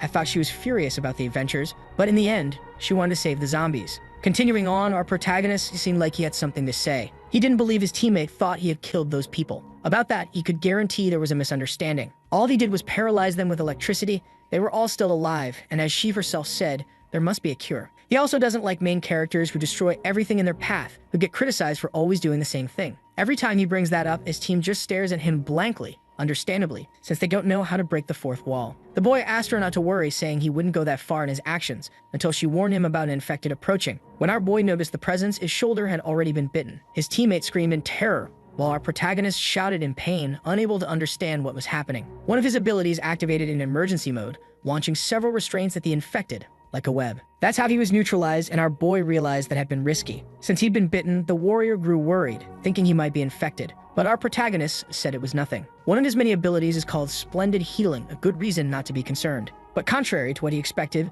the wounds seemed to be getting worse. Since traditional healing wasn't working, he decided to use a blessing ability. His attempts were in vain, he couldn't heal the wound, and the Constellation of Justice said there was no choice. The virus is a celestial power, which means the boy can't do anything. She needs to cut off his head before the infection takes over. Our protagonist was frightened by those words, until he realized he was actually getting very angry. With what little control he had over his body, he tried to signal justice and not to attack. Quite worried about his situation, he clung to the idea of being the main character, so that everything would make sense. He began thinking that the story must be getting bad because he's too strong, and this was a necessary plot twist to balance things out. Understanding all these truths, our protagonist went completely mad. His scream of rage echoed through the streets, reaching everyone's ears. With no other options, Justice was regretting what she had to do until the trap stopped her from attacking. She needs to return to normal one day, that's why our protagonist must live. The hamburger strongly supports those words, while she remains undecided if the zombies are getting out of control, until Justice asks for the path to be cleared, saying she needs to use her sword. At that moment, the trap asked if that was a challenge.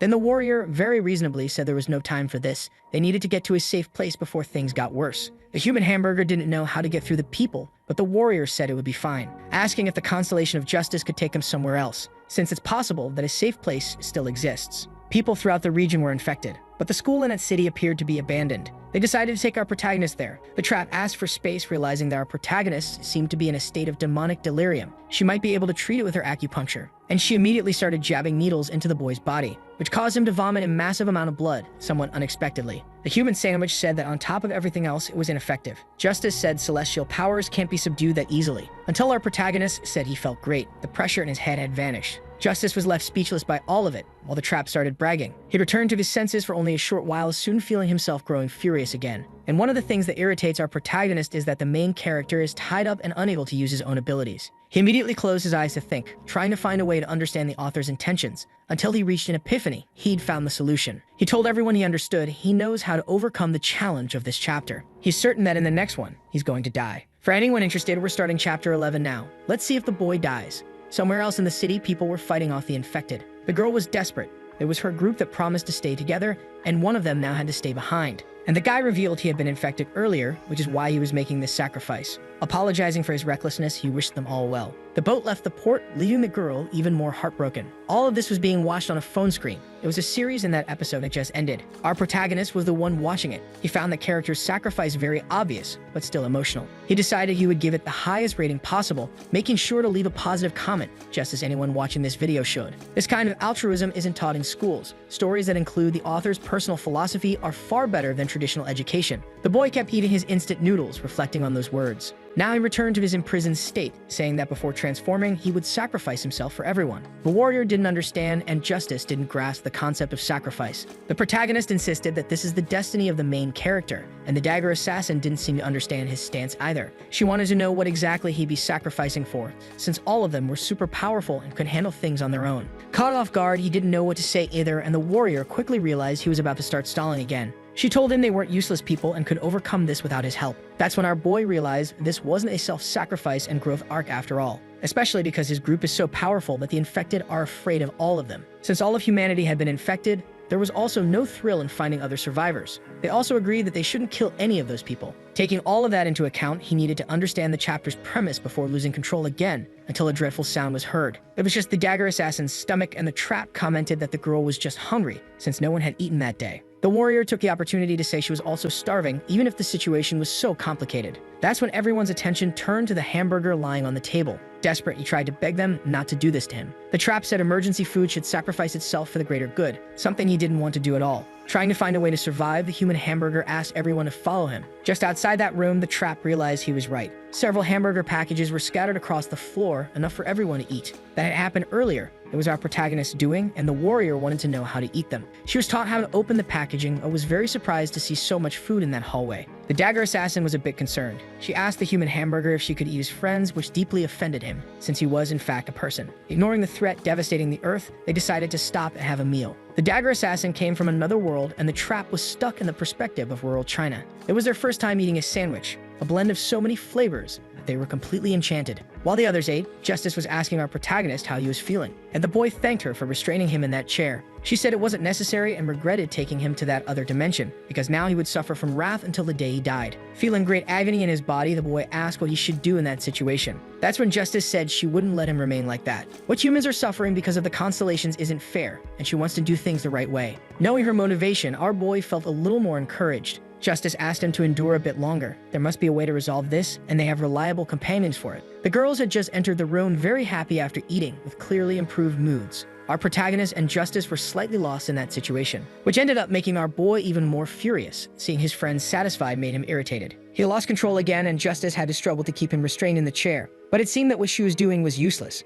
The trap said she needed to return to her original form. Since she had been transformed, her abilities hadn't been the same. It was very difficult to control her internal energy. And by beginning to use her powers, she noticed something different. She was sensing an energy, and it wasn't far from their location. It was from someone who hadn't been consumed by rage, which was surprising given Earth's current state. Justice said that was impossible, since the infection had spread to all living organisms, and her senses are never wrong. But the trap strongly disagreed because she had great faith in her own abilities. She was able to feel the exact location of that uninfected person, saying that if Justice paid attention, she'd be able to hear that person breathing. Justice decided to give what she heard a chance, and was immediately surprised by what she found, that presence of a normal person. That's when the dagger assassin asked if there were other survivors, only to be corrected by the warrior, who said the infected were still alive too. Justice felt that the person was getting closer and closer, but she couldn't understand it, and the dagger assassin said they couldn't hesitate, that person might be in danger. And right in front of them, our protagonist lost control once again, screaming with all his might. Justice said it was a power that rivaled cosmic existence. They needed to hurry,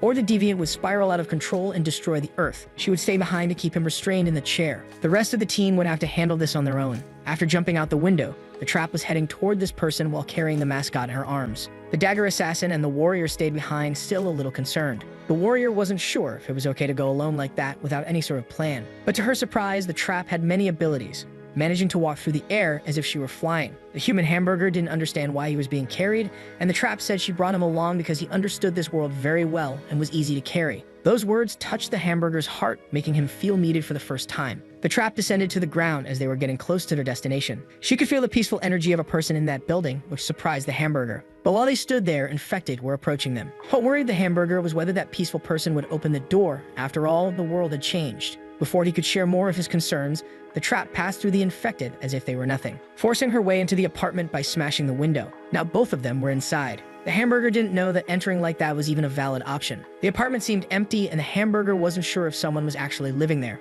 That's when the trap said there was someone behind that door. She could hear their calm breathing. She gently forced the doorknob, and both were faced with a rather unexpected scene. The hamburger started to get nervous. He didn't know what that could be, but it was clearly the room of someone affiliated with webtoons. And if you look closely, there are some famous series represented here. The trap asked what all those talismans were. The hamburger said those objects weren't what she was thinking, but were equally strange. Under those covers was the person they were looking for. Manifesting energy in one of her hands, the trap was ready to act, but the hamburger asked her to wait a moment, and the girl under the covers sat up on her own. Apparently, she had just woken up. The poor hamburger had no natural defenses against pretty women appearing before him. He was immediately enchanted. The trap found that so pitiful that she threw him to the floor. Meanwhile, the new girl began to wonder what was going on. A talking hamburger and a martial artist. This kind of thing only happens in a manga. Her reaction was so unexpected that both the hamburger and the trap were speechless. This girl looked exactly like the deviant, and the girl went on, saying this felt just like a webtoon. She had just finished a chapter and our protagonist was wrong.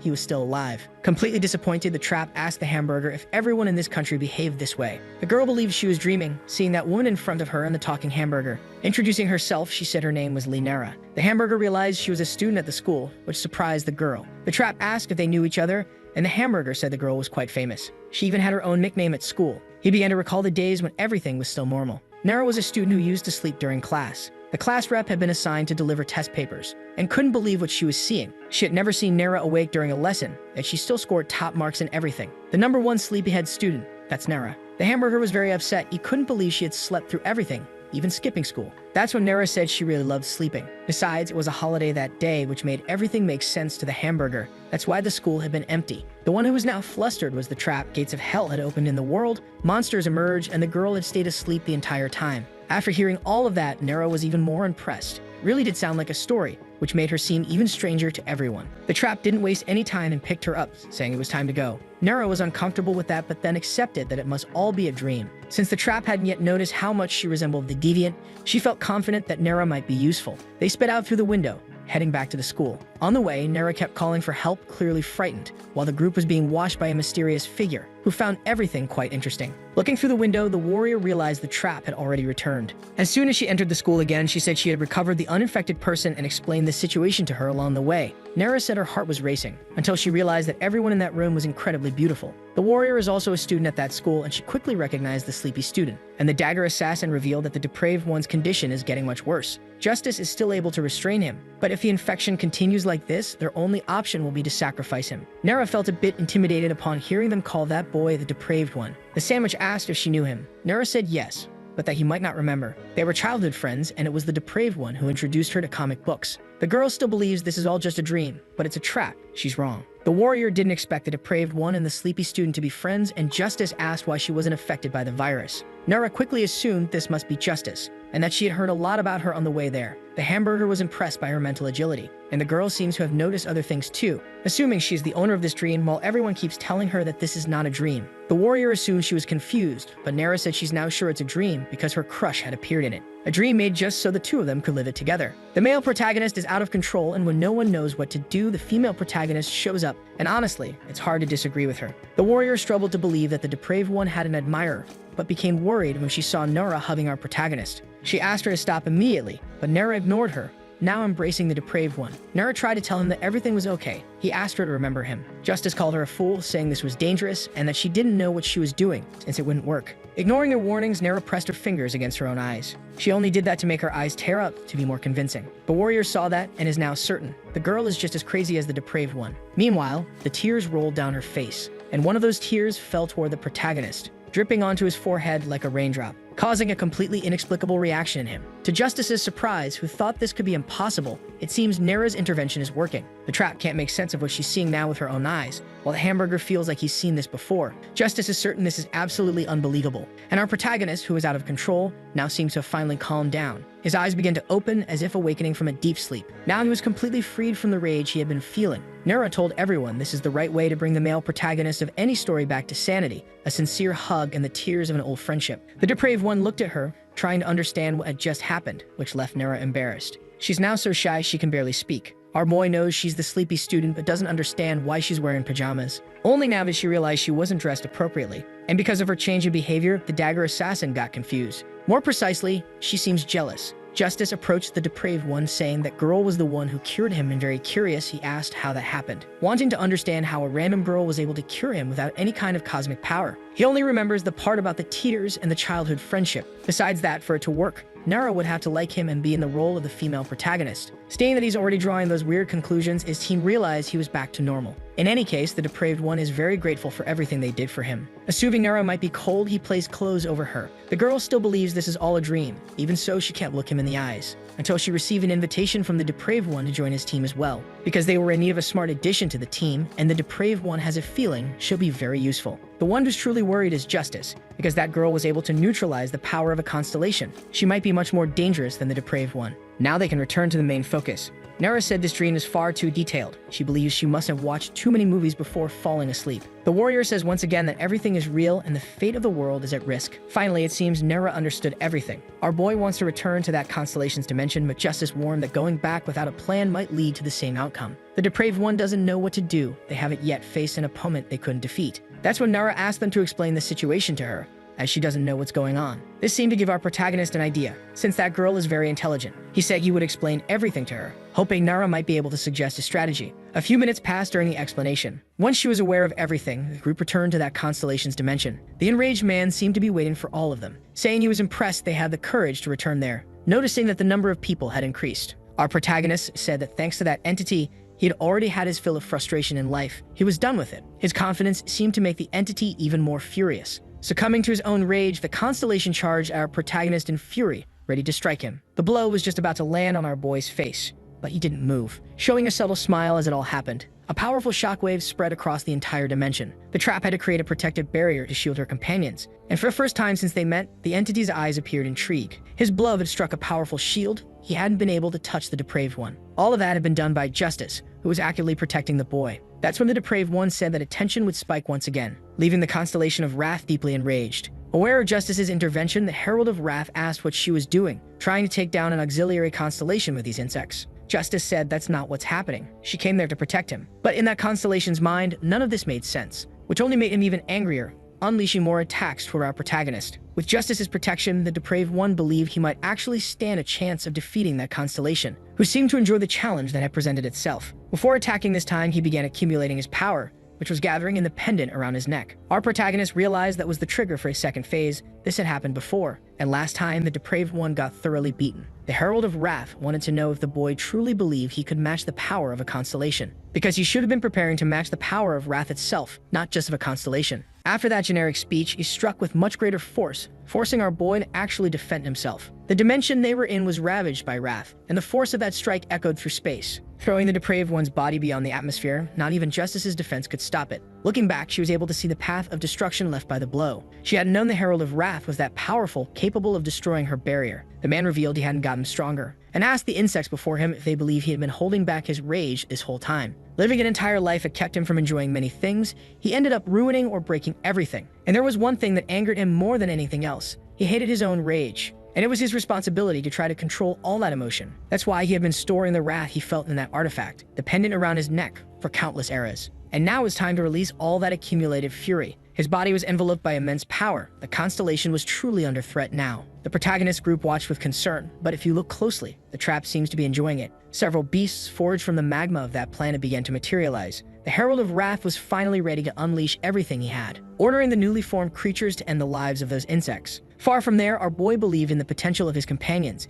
and he was using the first phase of his ascension. He hadn't wanted to use this ability so as not to overwork the illustrator, but he would use the replication ability, causing several units of himself to appear in space. The Herald of Wrath was enjoying the battle, saying the insects could try as much as they wanted. Since everyone is at risk of extinction this time, Justice won't go easy, and she's already defeated the first creature. But they quickly reconstitute using the planet's magma. Realizing that no matter how many of them she cuts down with her blade, they'll keep reappearing, Nara said the plan had already fallen apart. They needed to return immediately, but Justice kept fighting. She knew she had to go back, but there would be no one left to protect them. She hadn't expected the Herald of Wrath to have that kind of power. It was her fault for not knowing all this information. To correct her mistake, she needed to take a stand in that battle, using her sword to repel the creatures trying to attack her companions. pushing her abilities as the constellation of Justice to their limit. But the creatures kept appearing until one of them emerged behind her. That's when Justice realized there wouldn't be time to react. Except the attack was interrupted by an even bigger creature, a dragon made of purple energy. That was the work of the trap, who was also in the battle. She wouldn't allow Justice to bear the burden of protecting everyone alone. That was when the celestial entity realized she wasn't alone. Those enemies were created by a constellation, and in response to Justice's fear,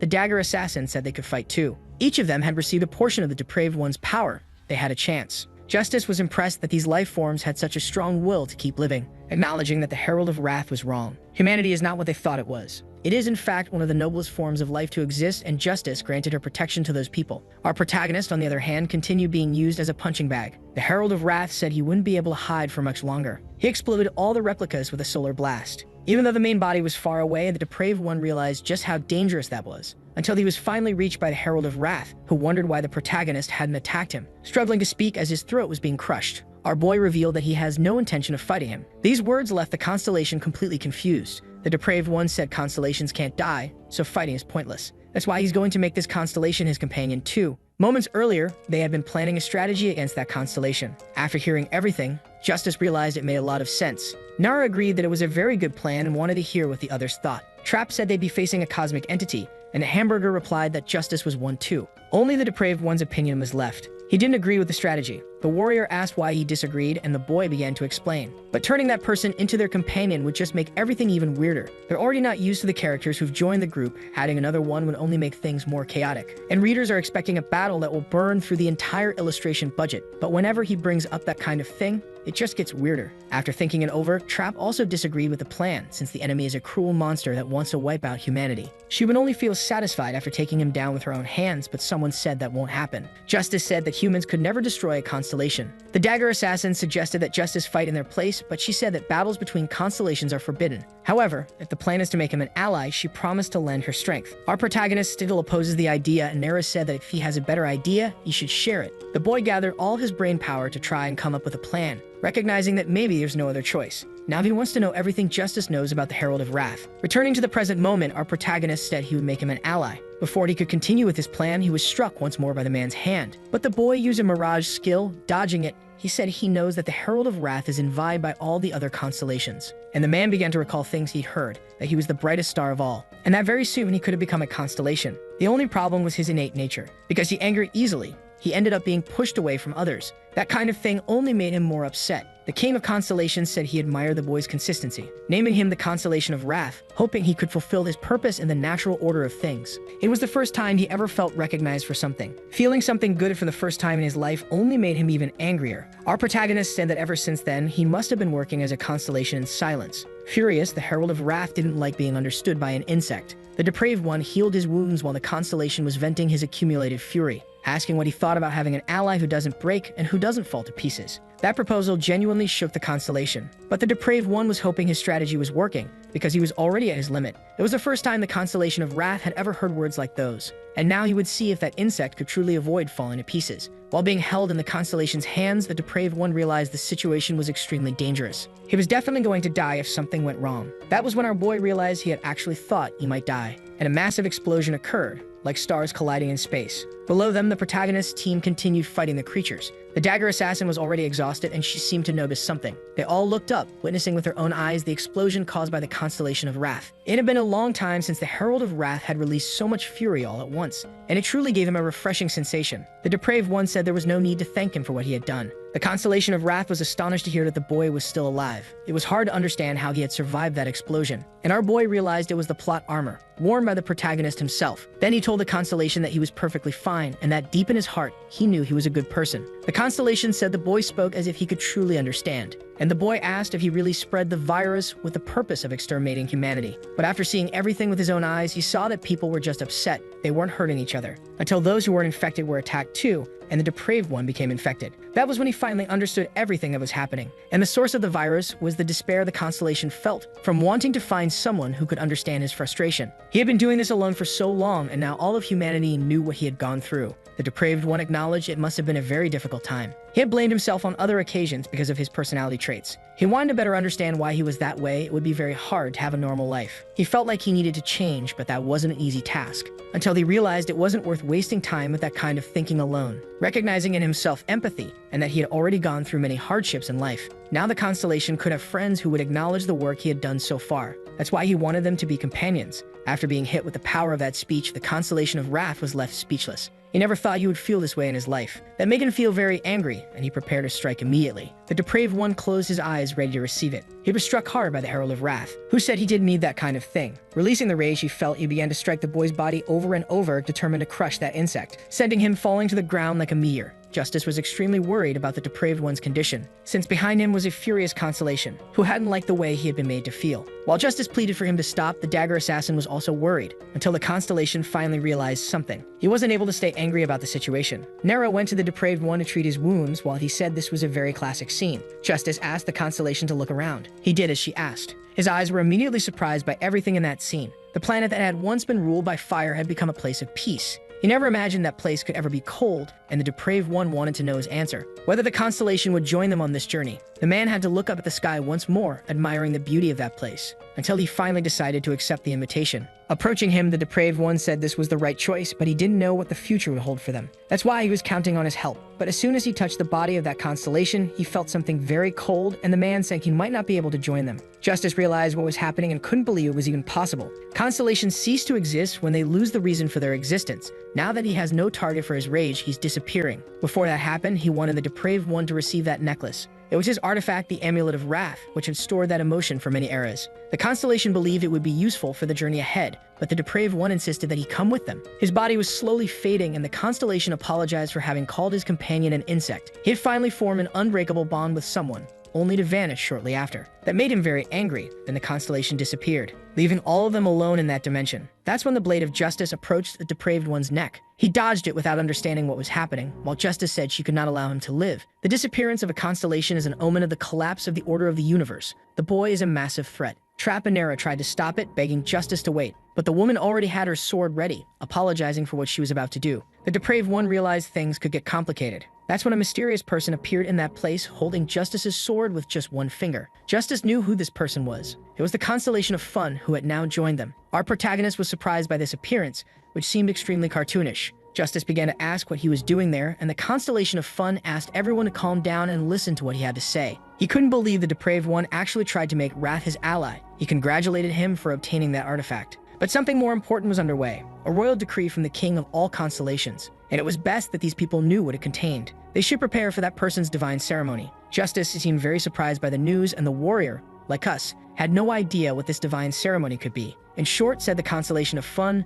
the depraved one was going to become one too. But he didn't seem happy to hear that, saying that constellations treat humans like ingredients in their recipes. Just a short while ago, they were nearly wiped out. The constellation of Fun asked him to calm down a bit, saying not all constellations agree with such things. Indeed, humans had been chosen, which was strange, and he asked if the depraved one really wanted to reject the offer, something the boy did promptly. He remained firm in his words. The constellation of Fun had already expected him to do something like that, revealing that he had been watching for a while, transcendent being who values fun above all else. There was no way he could ignore something like this. Not just him. Other constellations were also very interested in the actions of that human, especially after what happened with the constellation of Wrath. Our protagonist didn't like how close he had gotten, and the constellation apologized, said he was glad the boy was committed to having fun. He said he would try to work things out with the king of the constellations, saying the boy had refused the invitation, but he hoped the boy was ready, because now all the constellations had become his enemies, as well as the 12 zodiac houses. The depraved one was intrigued by the 12 houses, and Fun explained that among the countless constellations, there are stars that shine brighter than the others, chosen by the king himself, the 12 most advanced of all. Each of them possesses enough power to wipe out all life in the universe.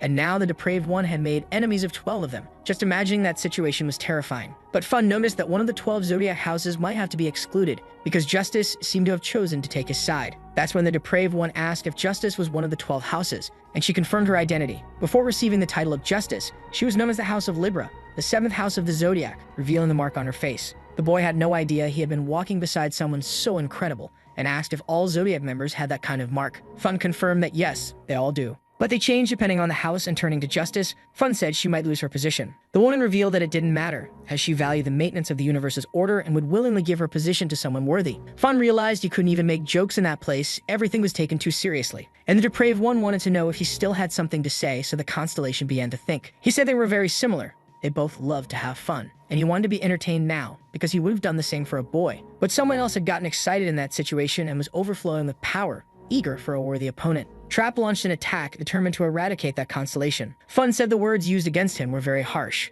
and that could be frightening. Trap was already dangerously close, her attack ready, but the constellation made just one gesture with his hand. The depraved one realized this could be dangerous, as the constellation of Fun told him he would show how it should be done. With a single movement of his fingers, that was enough to stop Trap's attack, showing that this constellation also possesses great power, capable of erasing an entire planet, causing a massive explosion. Justice had to immediately use her teleportation ability to get everyone out of that place. Everyone was successfully evacuated, but the depraved one was concerned. Justice said Trap could have died from that, but she admitted it might have been a Fun death, facing a stronger opponent. Suddenly appearing beside them, the constellation of Fun agreed with those words. He also asked where everyone was going in such a rush. As he'd expected, humans could be very interesting. Seeing that our protagonist was angry, he asked why, after all, he had saved his life earlier. That was when the depraved one realized he had almost died fighting the constellation of Wrath, but for some unknown reason, nothing had happened. And the constellation said that as long as he protected Fun, he would be protected by him, ensuring they wouldn't be attacked by all the other constellations at once, because he is Fun, and he is also the House of Capricorn. He had one more thing to share, but decided that only the depraved one would be allowed to hear it, whispering it close to his ear. He asked the boy if he didn't think that was fun, revealing that he had high expectations for him, handing him something. If he ever wanted to play again, he only needed to use that flute. Finally, Fun said goodbye to all of them, leaving behind a very confused depraved one. They were finally arriving on Earth. Our protagonist group was once again filled with uncertainty, but they weren't used to that kind of travel, which always made them very nauseous. Everything was happening so fast in the story that the depraved one hadn't even had time to grieve the previous scene. Approaching him, Justice apologized for having tried to attack him with her sword. He said there was no need to worry about that, but the woman knew he was going through a lot. She had been arrogant in judging him, saying she would return to the Temple of the Constellations to receive instructions from the king. Trap also wanted to return to normal because she needed to train. Nero approached the depraved one, asking what he was going to do now. Before he could say what he'd do, a hamburger asked everyone to look in a certain direction. They immediately did so, realizing that life had returned to normal on Earth. There were several workers on the street repairing the damage caused by the monsters, while injured people were being cared for. The rage infection had truly vanished, and the hamburger realized the depraved one had saved the world. Our boy finally grasped the scale of his actions. That group could finally be disbanded. The hamburger was caught off guard when the boy said everyone could return to their normal lives. Despite the title he carried, the depraved one hadn't managed to do much alone, and the hamburger wanted to know what title he was talking about. The depraved one said that from now on he would do things on his own, which made the dagger assassin very worried. Then he opened his system window, impressing the hamburger. He received a message confirming that he had completed that mission, but our boy was alarmed because the hamburger could see it too. Returning to the system, he began complaining because he refuses to read messages with more than 4 lines. The message had been shortened. He was being penalized for participating in the eradication of the constellation of Wrath. The depraved one hadn't expected something like this. After being notified, the depraved one began to ask what kind of penalty it was and why he would suffer from it. He began to think he might lose his powers or be imprisoned in some kind of space prison, or worse, that new gates would open on Earth. The system said that he and his companions are now under supervision, cannot block the constellations, and must participate in their trials. A much lighter penalty than expected, and everyone gathered behind him to read it. Very surprised, the depraved one hadn't imagined his companions could read it too. Nera was startled when she realized she was also a member of that team, a fact that was immediately confirmed by the system. Our boy said he would take responsibility and face the challenges alone. His friends didn't need to suffer too, until the system got annoyed, telling him to stop being ridiculous. Thanks to the boy, it's having issues with the constellations, and it's not his servant, and it's tired of his laziness when it comes to reading messages longer than 4 lines. After that verbal beatdown, the system started to feel a little better. Justice approached to ask a question. She wanted to know if she could also participate in the trials of the other constellations. The system said it applied to her too, and asked if she was already feeling regret, which made her irritated. And for having overcome the challenge of the constellation of Wrath, the depraved one would receive a reward. After all of this, at least one good piece of news. And finally, the system screen disappeared, leaving only the protagonist's companions who were furious and wanted answers immediately. Trying to apologize to everyone, he told them not to split up. He needed all of them together. Trap was already tired of this, considering ending his life personally, while the assassin tried to calm her down. Justice realized the situation was very complicated. They didn't know when the next challenge would come, so they couldn't be separated. Meanwhile, the hamburger cried, imagining his life was ruined. It was the warrior's turn to speak. She asked everyone to listen. What she wanted most now was to see her parents because she was very worried about them. While being comforted by the assassin, Nara suggested they go to her house first. The depraved one quickly remembered that he had thought of his own parents at the beginning of it all, but hadn't thought about anyone else's family, so he agreed to go to hers. As soon as the girl entered her home, she came across her mother, who looked very worried about her absence. Soon after, her companions appeared at the door too, asking for permission to come in, while the girl's mother called for her husband. Her father also looked very concerned. He asked if, during all that chaos, these people had kept his daughter safe. Our protagonist took a moment to respond. He said yes, but his companions knew that was only half the truth, since he was also the cause of the problems. Even so, the warrior's father sincerely thanked him, which gave the depraved one a real sense of accomplishment. After several minutes, the whole story was told to them too. The father said it was hard to believe, but they had seen it with their own eyes. They realized the boy had saved humanity. He was happy that his daughter had a friend as incredible as the depraved one. The boy hadn't seen himself that way before, and in the other room, the warrior was giving out some clothes. Nara was now much better dressed, thanks to the warrior's intervention. The assassin was impressed by the fabric quality of this era, while Justice still didn't understand the concept of human clothing. The poor hamburger was practically losing his mind, while our protagonist was wondering if the clothes he had made were really that bad, until the warrior asked if Trap was happy with the clothes she was wearing, responding that she would prefer a slow death over having to wear that kind of outfit, reminding everyone in case they've forgotten that she's actually a he. The warrior's mother had prepared a meal for everyone and called her daughter to help take the dish out of the oven, something she did with excellent mastery and skill, leaving the boys impressed. The human hamburger didn't know she could do that. After going through so much stress, everyone was enjoying a peaceful moment. The dining table was being set to welcome them all. They hadn't expected so many guests, but managed to prepare a proper banquet. With the food served, everyone was seated, ready to enjoy the meal. While some were more familiar with everything, Trap didn't know what those utensils were for. The depraved one was enchanted by the food, while the warrior's father thought he would love to have him as a son-in-law. Poor guy, so innocent. The warrior's mother said it was lasagna, her daughter's favorite recipe, and the daughter made sure to say she didn't cook it especially for them. Trap was already won over by the recipe, saying that the warrior could become a professional chef. Nara realized that this woman was the perfect definition of its tsundere, and indeed, the warrior had once considered becoming a professional chef when she was younger. The depraved one hadn't imagined she was that kind of character. Everyone was eating happily, while the human hamburger watched from a distance, thinking that food probably tastes even better when enjoyed in good company. Finally, the food was gone. Everyone had eaten very well. The depraved one praised the warrior's mother's culinary skills. She was very grateful for the compliment, until someone said it was a little salty for their taste, surprising everyone there. Justice and the depraved one were startled.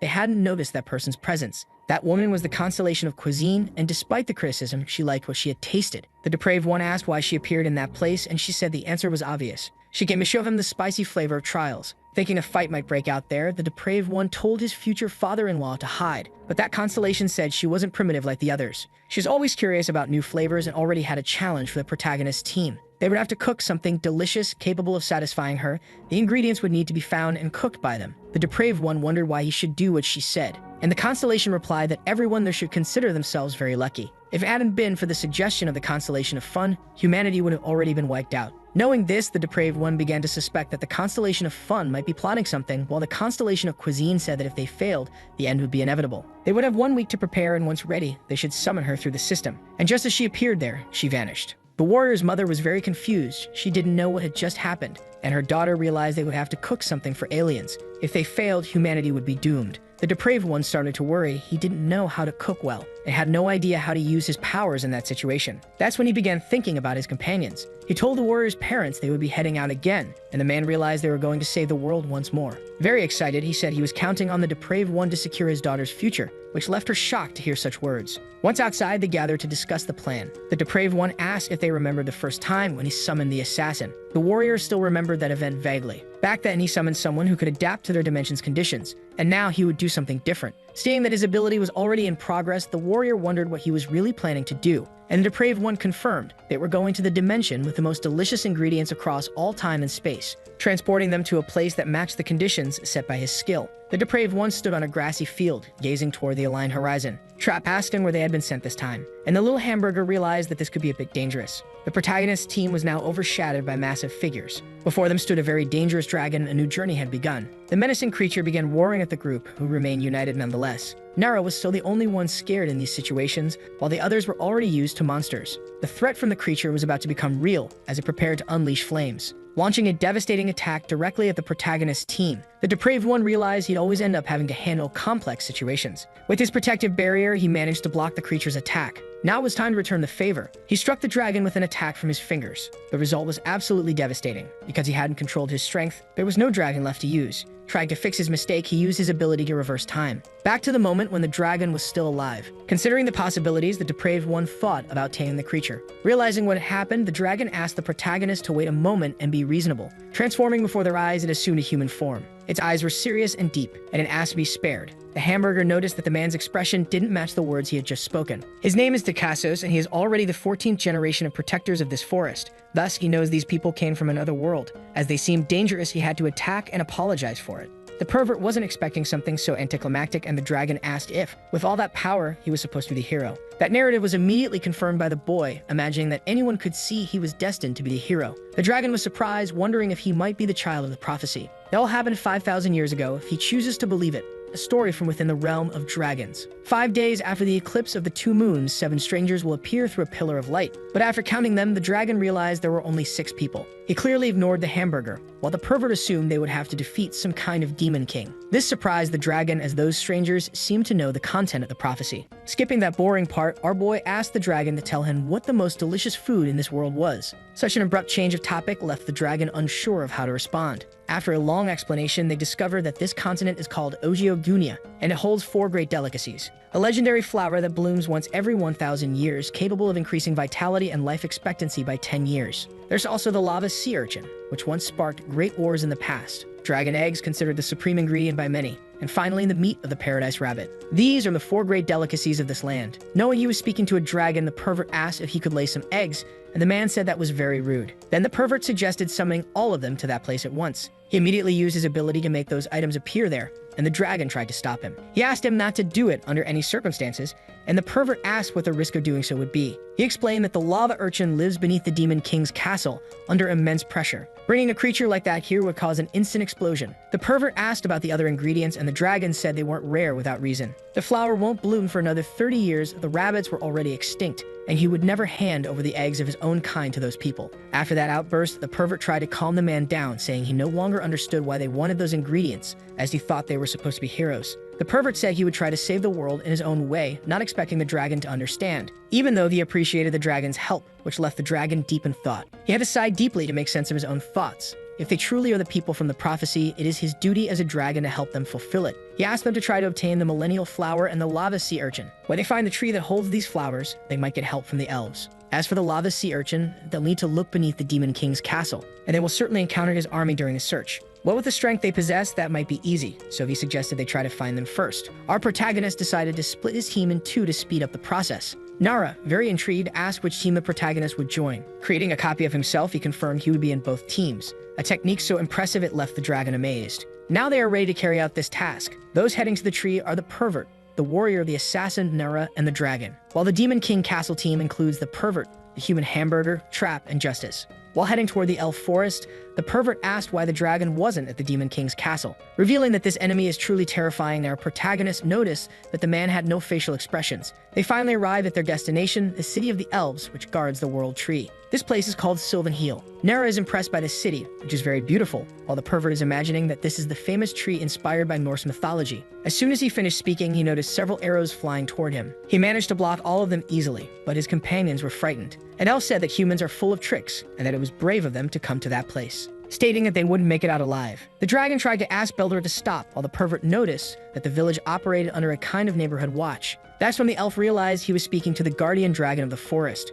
who went on to say that the child behind him is the one from the prophecy. The elves were alarmed. They were struggling to believe that a human could be the person from the prophecy. Our protagonist was already upset to see humans being reduced to nothing, and the elf continued his insult, saying it was a pathetic race, and the dragon was surely mistaken. Until the pervert asked if they already knew each other, and the dragon said Beldor was the prince of that people and captain of the guard. Holding the highest decision-making power among them, they would need to convince him somehow. But his personality was complicated. Belder said humans were filthy and stupid, but as soon as he approached that group, his eyes caught sight of something interesting. He was completely lost in the assassin's beauty, and the elf who had been so arrogant before had now become a slave to his own passion. The protagonist's second group had arrived at the Demon King's castle. Before that gate, the pervert felt the atmosphere was very intense. His heart was racing. Those unexpected visitors were already being watched. The Demon King found it all very interesting. Back in the forest, the pervert's team was being warmly received and enjoying a meal that seemed very delicious. They were very grateful for the hospitality, but the pervert wasn't impressed by the dessert. The assassin was really enjoying everything she was tasting, and the elf patiently explained the fruits to her.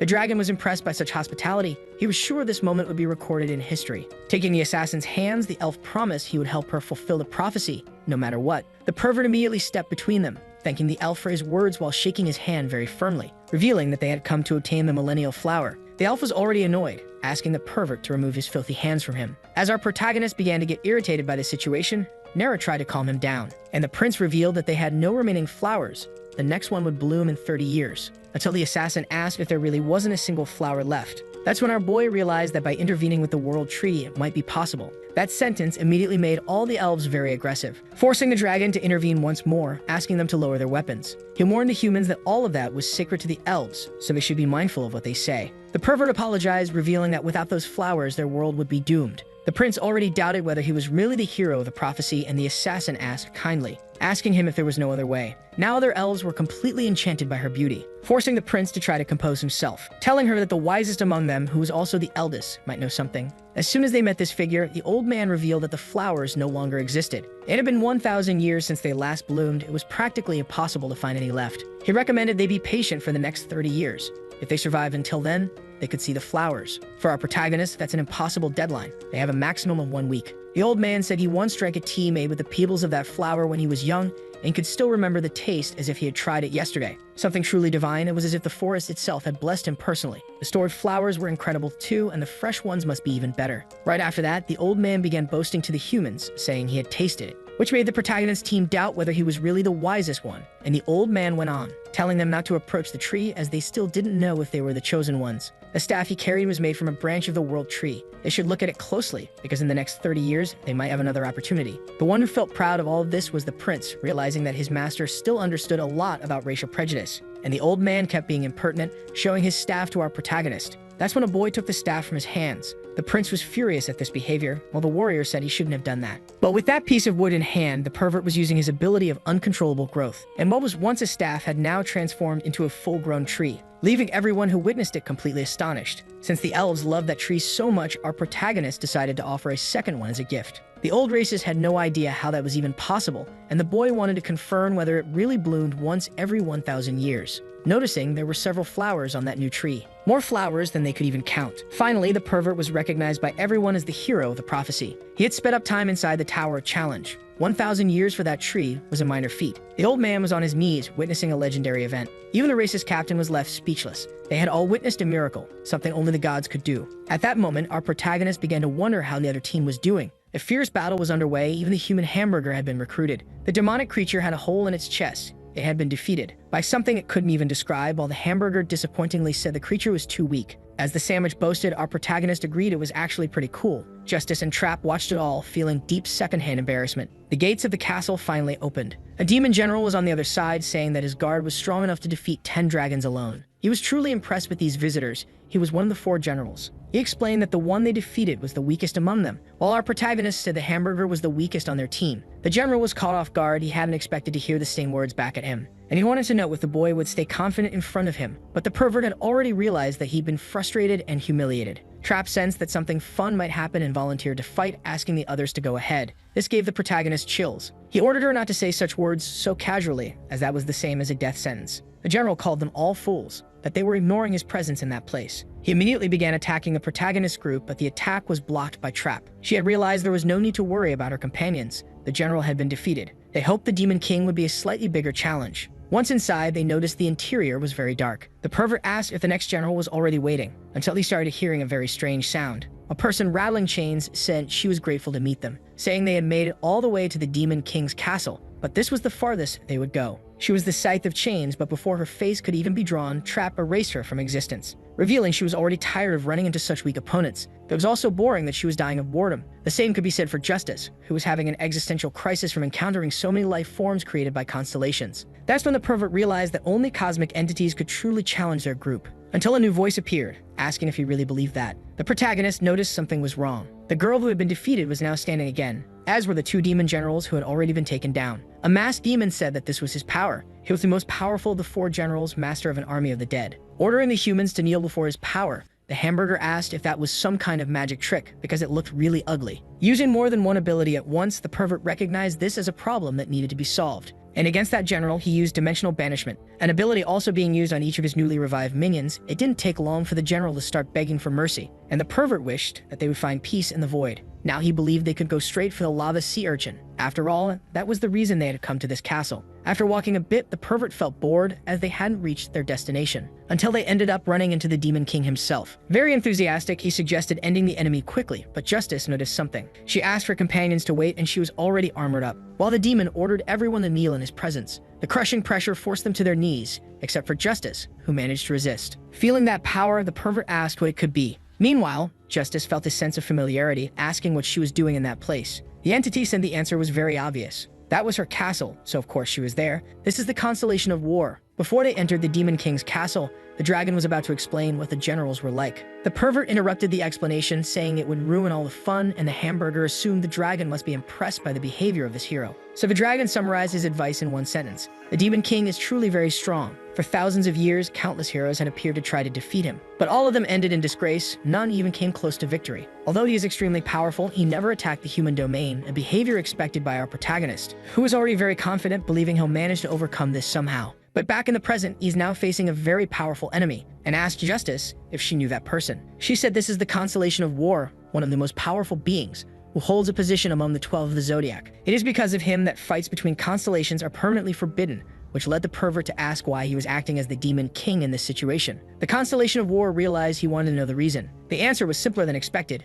He simply likes war. Due to the decision of the Constellation Council, he cannot engage directly in conflicts, so he had to come up with another solution, creating a planet where countless factions remain in perpetual conflict. He observes the life forms he created warring among themselves, something that brings him great satisfaction. And from these life forms that went through the terror of war, he managed to extract more energy than any other dimension could produce. He decided to name himself the Demon King to continue managing that dimension. Our protagonist dislikes the way some constellations view life. It only makes him more irritated. He decided he would eliminate that enemy no matter the cost. The constellation of War doubted the human was capable of anything like that. But our boy had received a reward for overcoming the challenge of the constellation of Wrath. He reached the second level of his ascension. His hair is now blue, and we all know blue is a powerful color. Now he can use a divine ability, and seeing what was unfolding, Justice said the power was too much. But it was too late. The divine judgment had already begun. Several winged beings were created by the protagonist. They flew toward the constellation like bolts of lightning, and the entity managed to create a shield to defend itself, preventing the attack from reaching his body, recognizing it as an extremely powerful light attribute,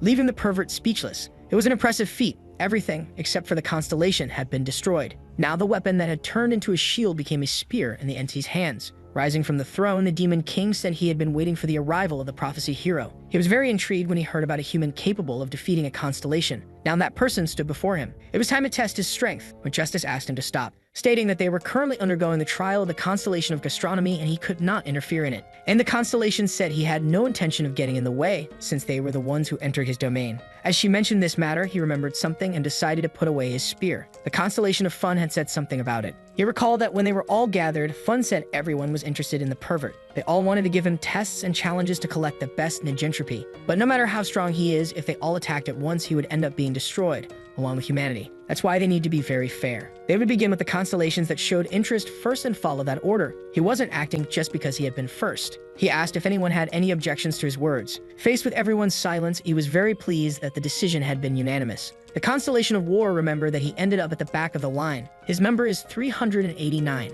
Justice said they had only come there to gather ingredients from that dimension, which surprised the Demon King. As the master of that dimension, he could create any kind of thing. News that immediately shocked our protagonist. They said they needed lava sea urchins, and the demon asked how many they needed. The pervert said they needed a lot, and the constellation immediately began materializing the creatures in front of them. After doing so, he asked if they needed anything else. Our boy asked for dragon eggs and paradise rabbits, and a large number of those items began appearing in that place.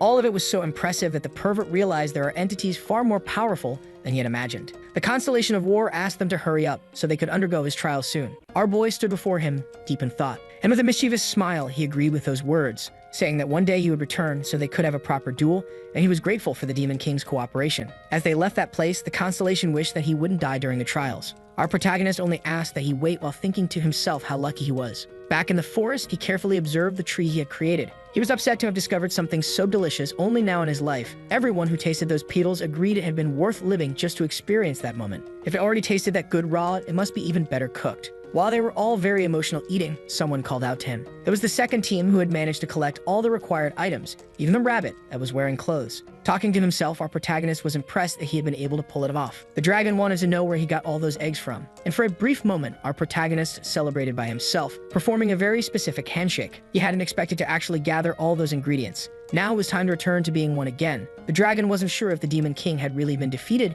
and the old racist said he had always believed in him. After tasting that petal, Trap became extremely emotional, and the hero of the prophecy was being cheered by everyone. They believed he had managed to defeat the Demon King, something he actually plans to do very soon. Looking at all those ingredients, the warrior didn't know what to do with them. She looked at the old racist, who claimed not to know any recipes. He only knew the history of his people and racist remarks toward all races. Being the team's cook, a title she had acquired at an inconvenient time, the warrior felt very pressured. The dragon suggested they meet the best chef in the city. He couldn't be sure, but the royal family's chef had already used all of those ingredients before. To justice, that made perfect sense, and the pervert liked the suggestion. It was time to seek out that chef, he said, while looking at the dragon, who felt intimidated, knowing he'd have to be the guide once again. Flying on the creature's back while carrying the ingredients they'd acquired, they headed toward the next city. The pervert was excited to arrive at the royal palace. Inside the city, life went on as usual, until a man decided to look up at the sky. He didn't know birds could get that big. The strangest part was that, without any sign of technology, a little boy said it was an airplane. His father told him those kinds of things only existed in legends, not noticing the dragon approaching. That's when the panic had already spread through the city. This wasn't a plane, and it wasn't a bird either. The enormous dragon landed before them, carrying its crew on its back. Answering the people's confusion, the pervert said it was a super dragon. After getting off the creature, he asked if the city was the capital of the country. It really looked like another world. And the dragon said from this point on, they were on their own, as he didn't wish to meet the king of that nation. He warned that the hero should also be cautious. He was about to say something about the king's nature. But remember that the hero didn't like spoilers, and the warrior noticed he really took that into account. In any case, the dragon said they'd understand once they met him. And because of all the help they received, the pervert thanked him and hoped to meet him again in the future. The dragon assured him it was an honor to have helped the hero of the prophecy, saying they would certainly meet again. Looking at the man and his son, the pervert asked if they could borrow that wheelbarrow. So they continued their journey, carrying all of their belongings. The hamburger announced the hero's arrival in that city, embarrassing the girls to death. The assassin noticed everyone was looking at them, but she didn't realize the true reason why they were staring at her. Until, after causing all that commotion, a group of people caught their attention. They were classic bandits demanding that the hero's group hand over everything they had. He and Nara recognized it as a stereotypical event where a group of bandits decides to hassle the hero's party. Seeing they were distracted, the bandit resumed his threats, saying he would take their lives as well. The bald one in the group was stunned by the assassin's beauty, while the dumbest among them said he liked that very unique woman in the group. Trap began releasing her murderous intent, terrifying everyone in the area. The pervert only asked that no lives be lost. Tired of being ignored, the bandit was about to say something but didn't notice the attack coming his way. He and his gang were completely defeated by Trap, who tore through them, leaving behind a trail of pain. She's already tired of this life, thinking about giving up and reincarnating soon. The citizens who witnessed it were amazed, seeing how quickly the bandits had been defeated. One of them said he saw those people riding a dragon and that the hero of the prophecy was there. After that great feat, the people acknowledged them as the heroes of the prophecy. Now the pervert could truly do as he pleased, scattering petals from the world tree throughout the city, being even more praised by the townsfolk. It didn't take long for the news to reach the royal castle. The informant stood before His Majesty, reporting that his self-proclaimed hero, the prophecy, was demanding an audience with him. Seated on his throne, the king was too absorbed in eating. He said their request was ridiculous, and that the hero should be sent away. The messenger said the hero's group had brought with them 4 of the greatest delicacies in the world. At last, the king gave more than just his curiosity, he also showed real interest. If it were true, the group should be brought before him immediately. Once inside the hall, the pervert asked for permission to enter. Hiding his own intentions, the king asked what brought them to that place. The pervert said he wanted to request the help of the royal chef. The royalty agreed but wanted something in return. All of the delicacies they had brought were to be handed over. The pervert hadn't expected such a demand and said it would be very difficult to fulfill. For refusing the king's command, he called for his guards, and the advisor tried to say that this was the hero's group. But consumed by greed, he ordered the advisor to remain silent. The guards were already in position to carry out the king's order. The men were to be killed and the women made as slaves. Loyal to the crown, the guards were ready to engage in combat. Now the pervert understood why the streets were filled with poverty. This country was a complete mess. He immediately turned to Trap, asking her not to kill anyone. Feeling she could make them suffer a lot, she actually liked the restriction. The guards charged furiously at the hero's team. And unleashing her full power, Trap was ready to face them, while our protagonist said those guards had chosen the wrong person to serve. They tried to strike her with their swords, but were brutally crushed by the woman's power. The royal guard was sent flying through the air, and the king couldn't believe that his elite soldiers had been subdued so easily. After defeating them all, the pervert approached the king. Since things had come to this, maybe he should take the crown for himself. Naming the human hamburger the new king of that country, the bald king was utterly humiliated, begging for his life, while the hamburger king bragged about his new power. Clearly, this joke was planned. A real hamburger. With the negotiations concluded, the pervert demanded the presence of the head chef. The former king ordered his servant to do as requested. Watching everything unfold, the pervert realized the situation was hopeless. Until the messenger brought in a very frail man. That was the royal chef. Seeing the condition he was in, the pervert asked why he looked like that. The former king said he was lazy and came from poverty, which is why he looked that way. But he valued his skills greatly. No longer able to contain his anger, the royal advisor said that the pig who was king exploited the chef relentlessly, giving him no rest. Furious, the king turned to his advisor, calling him ungrateful. But the pervert had seen enough. He was disgusted with the former king. It was revolting, and the hamburger king passed sentence. That man was banished to another dimension. Without understanding what was happening, 2 portals opened above him, and that despicable existence was sent to the absolute void. He tried to beg for mercy, but the portal closed shortly after. The assassin said a lot had just happened, and the pervert added, it was all very fun. Now only one thing remained to be done. But the cook was extremely exhausted. He was clearly in no condition to work, and the future of humanity depended on this person. That poor servant of the crown was completely worn out. After waking up, he was terrified, thinking he would be punished by the king in some way. That's when the pervert began calming him, assuring him there was no need to be afraid. But as if traumatized, the cook felt he needed to get back to work quickly. It would be a tragedy if the king grew hungry. The pervert told him not to worry since the tyrant who ruled the country no longer existed. And that little hamburger on his shoulder was the new king of the entire nation. The cook was stunned to see a talking hamburger, and the new king already had his first orders, commanding the cook to make something delicious with the ingredients they had gathered. He could hardly believe his eyes, seeing that the rabbits, thought to be extinct, were right there. And that cart was also full of the greatest delicacies in the world. The pervert asked the cook to make something using all of it. For a brief moment, he hesitated. But the warrior would assist him in the kitchen, and the illustrator chose a fitting image to show she knew how to wear an apron. The two were ready to face this great battle. The onions were being chopped like subdued enemies begging for mercy. The sauce with the sea urchins was being prepared as well. According to someone who had eaten it before, that's not how it's usually done. The cook also processed the rabbit legs, but the warrior felt sorry for those cute creatures. To use the dragon egg, they needed to break through its shell, which, once cracked, revealed it to be a normal egg like any other. They were working hard in that kitchen, but the result of their efforts seemed to be something truly remarkable. They already felt fulfilled. Finally, the food preparation was complete. In another room, the protagonist group was playing poker. The cook brought them a sample of what he had made. And one thing was certain, this was the most delicious recipe on the entire planet. Its mere appearance left the new king and the pervert speechless. It was simply an omelet, completely ordinary. The petals were sauteed over fire, the rabbit meat was grilled, and it was all wrapped inside an omelet made from the dragon egg, bathed in sea urchin sauce. The smell was truly mouth-watering, though Nero was afraid to try it. The warrior had tasted a bit while cooking, revealing the flavor was truly divine. Now it was time for the others to approve it as well. Trap and the pervert were already prepared to savor the omelet. The first bite was placed into the protagonist's mouth. He was immediately shocked by the explosion of flavors. It felt as if he had been dead this whole time without knowing, discovering the gift of life only after tasting that. His body was transported to other dimensions, and there he accessed the true reason we all exist. The meaning of life was revealed to that boy through taste. After such a sublime and beautiful experience, all he could do was cry, overwhelmed with emotion for having touched paradise with his palate. It felt like he was in the beautiful Elysian fields, awaiting the glorious eternity ahead, a flavor both comforting and enlightening. Such was the beauty of that experience that he forgot he even existed, because life was simply too beautiful. An ineffable experience, translated to him only through that dish. Once again, the boy was moved, because during his journey through that flavor, he encountered a magnificent entity. She took him in her arms like a child, sharing with the young man her immense love. All of this happened while he savored the omelet. The pervert truly had an experience, recognizing that it was perfectly delicious. Nara also acknowledged that it was divine. Everyone who had tasted the omelet was satisfied. All that remained was to thank the cook who managed to prepare it all. The pervert was finally ready to face the challenge of that constellation. The cook was also very grateful that those people had saved his nation, and he hoped the hero's team could overcome the challenge. After all this work, the pervert gently put the cook to sleep, asking if everyone was ready to return, since now they were going to face the challenge of the constellation of gastronomy. The sister, realizing they were ready, would send them to that constellation's dimension. The pervert is counting on the warrior's culinary skills, that after this entire journey they are feeling much more confident.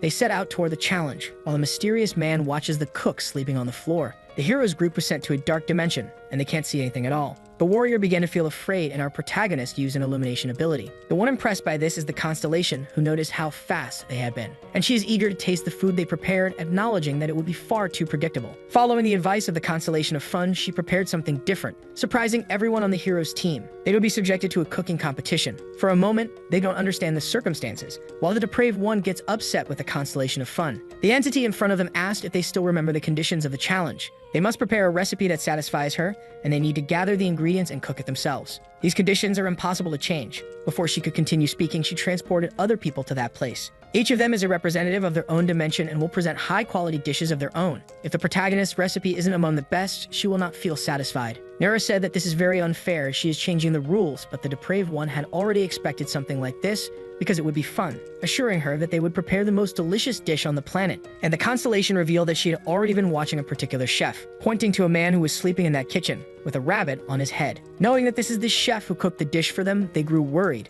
since he had the ingredients they were going to use. Facing this difficulty, the depraved one asked the system where the ingredients they brought were. Now the warrior doesn't know what they'll do either, since that cook is truly formidable. A dish that looked like fish jelly was presented as very important at a clam meeting of that chef. He said it becomes even more delicious when accompanied by earth jelly, and the constellation is about to approve it. She tastes the dish without any prejudice, saying it was truly delicious to the surprise of the one who made it. Only then does she give her critique, saying it wasn't cooked to the proper point. Since the cook failed the challenge, he was extinguished. It's time to try the next dish, and after that harsh sanction, the other cooks became fearful. The Hamburger King realized that the punishment is really too severe, and the cook who had aligned with the hero's team started apologizing. The constellation said they could not share ingredients under any circumstance, which left the protagonist outraged. Nera said those ingredients were gathered by them, and the cook acknowledged this, lamenting not being able to repay that kindness. He greatly regretted that things were unfolding that way. The depraved one knows they need to think of a strategy as they were placed in this situation by the constellation, and he decided what he was going to say to her, while she was busy exterminating another cook. After their ingredients were removed, the depraved one said there was nothing they could do,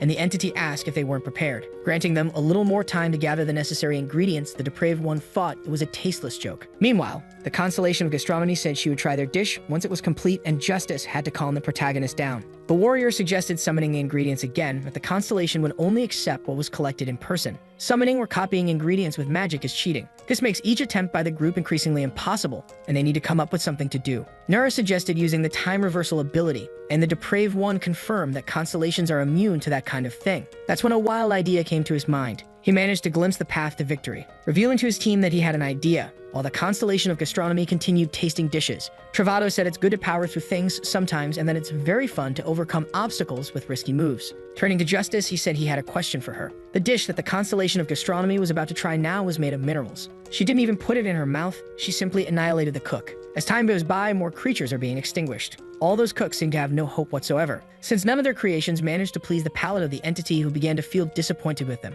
Quite enthusiastic, she saw that the special chef had prepared his dish. She wonders what kind of recipe it is, presuming it was made with dragon eggs, and the chef said it's the most delicious omelet in the world. A very confident statement, she acknowledged. He said he was only able to prepare that dish because of the hero group's efforts. The woman immediately tasted the omelet. For a moment, her face was overtaken by an unreadable expression, until she revealed that it was truly perfect. Acknowledging that the name of the recipe suited it well, it really is the most delicious dish on the planet, saying that the chef is a strong contender for victory. The others who were still cooking became desperate. The constellation continued praising the quality of the recipe, asking where he got those ingredients. That's when, filled with courage, the chef gave up on continuing the competition. He didn't gather the ingredients by himself, and he couldn't go on with his conscience like that. Trying to intimidate him, the constellation asked if he would like to be extinguished. That's when the depraved one intervened, saying those ingredients were hers. And no matter what happens, he and his team are going to win this competition. An excess of confidence that frightened the hamburger. The cook was left speechless, while the constellation seemed increasingly intrigued. To her, it made no sense to exterminate a chef so talented. After several hours of competition, only 8 remained out of the original 100 candidates.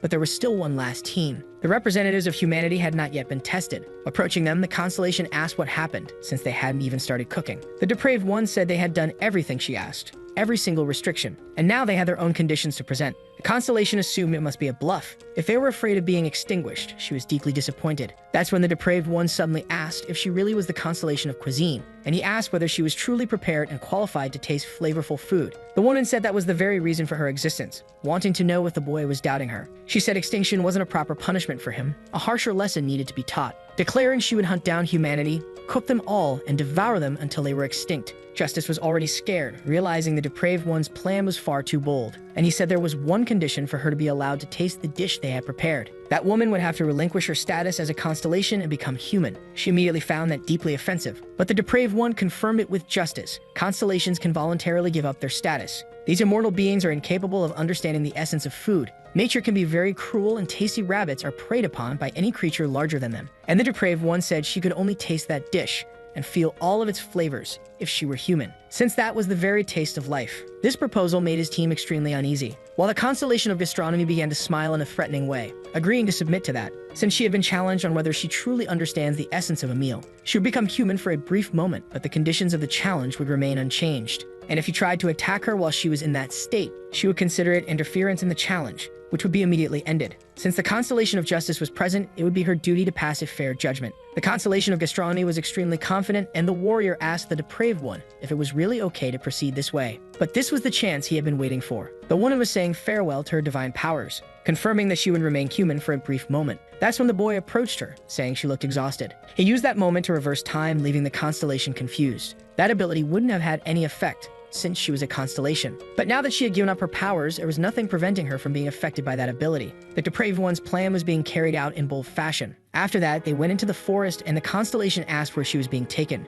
to which the depraved one replied that she would soon understand. Seeing the dragon approaching on the horizon, it finally arrived. The powerful creature landed before them in a threatening manner, making the woman feel genuine fear. The depraved one called the creature by name, Dikasos, which confused her, as she had no idea how that human knew its name. Nara also realized that they had indeed gone back in time. Speaking to the dragon, the depraved one asked him to transform into a human quickly because the hero of the prophecy had arrived, while the constellation remained frightened in her new state. Justice assured her that no harm would come to her, which was confirmed by the depraved one. He would not let that happen, and he asked if she was truly willing to do anything for good food. Being the constellation of gastronomy, she assured them she was willing, genuinely interested in discovering human cuisine. In a deeply threatening tone, our protagonist asked her to trust him completely, while thinking to himself that she was going to regret this. The constellation was lying on the ground, visibly tired and distressed. She was doing some sit-ups but had no idea what the purpose of that exercise was. The depraved one told her to pay attention to her attitude, while the dragon was leading her training. The warrior said she had never done military service, and that they should be grateful to the soldiers who protect the country while they stand there talking. She didn't understand what that had to do with cooking or why she had to do all these tasks.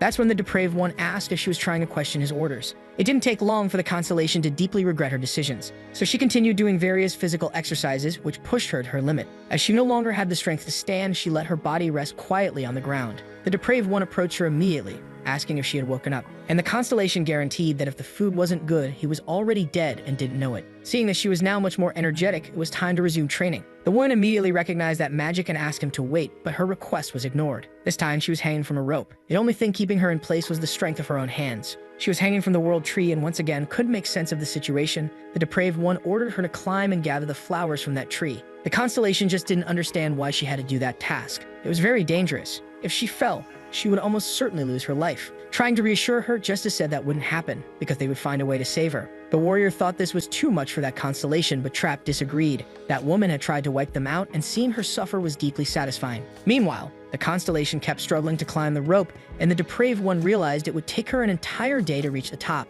After much effort, the woman managed to get her hands on one of those flowers. Upon tasting it immediately, she realized it was far more delicious than she had imagined. Finally, after all the suffering she had endured, she experienced a moment of pleasure. But the flower was quickly taken from her hands. It would be needed for the dish they were going to prepare. The constellation swore she would kill them, but Justice made a point to remind her of the rules. Threatening participants was forbidden. The depraved one confirmed there was still work to be done, and the constellation started wondering when they were actually going to cook. In the Demon King's castle, thunder rumbled through the sky, and a loud laugh echoed across the entire place. The constellation of war saw what was being done to the constellation of gastronomy and found her situation hilarious. She had become human. As soon as she saw the man sitting on the throne, she wondered what the constellation of war was doing in that place, and the depraved one told her to bow and ask politely. That was something she didn't want to do, and the depraved one reminded her about the ingredients which belonged to that individual. The constellation of war wanted this challenge to end quickly so he would start having fun. Quite frightened, the constellation of gastronomy asked him for the ingredients, which were immediately handed over to them. Now our protagonists said they had everything necessary for the recipe. It was time to make that wonderful dish.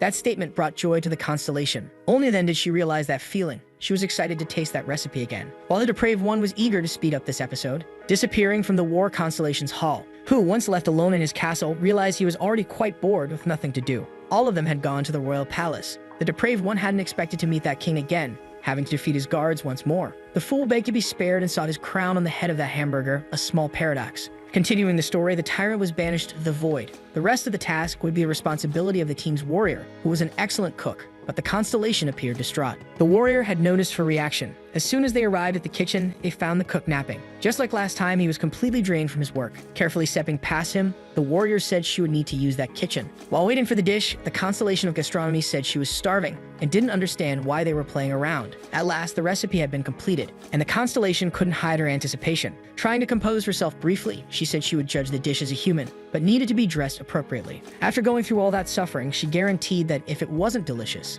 they would regret it. For a brief moment, the warrior felt intimidated, and the constellation asked what dish it was. Before answering, she gently presented the dish. It was a new recipe, the best lasagna on the planet. She thought the combination of ingredients would be perfect for a lasagna, but the constellation of gastronomy couldn't hear anything. Her hunger was louder. The explanation continued, but for the first time in her entire existence, the constellation was being driven by extreme hunger. She was already ready to taste it, and the warrior realized that the best dish to be made was one that would satisfy that hunger. Finally, she tasted the first bite, which caused a huge reaction throughout her body. Tears immediately began to fall down her face. That constellation didn't even know what to say as she felt that flavor. While she ate, overwhelmed with emotion, the cook woke up and witnessed the scene. He immediately fell in love with the woman he had just met. The depraved one asked what she thought of the taste. She said she felt regret. Her time alive as a constellation was meaningless compared to that completely new flavor. It had the same ingredients as the omelet she had tried before, but the experience was entirely different. Recognizing that she finally understood what a true meal was, there was no denying that truth, and the warrior asked what had happened to the challenge.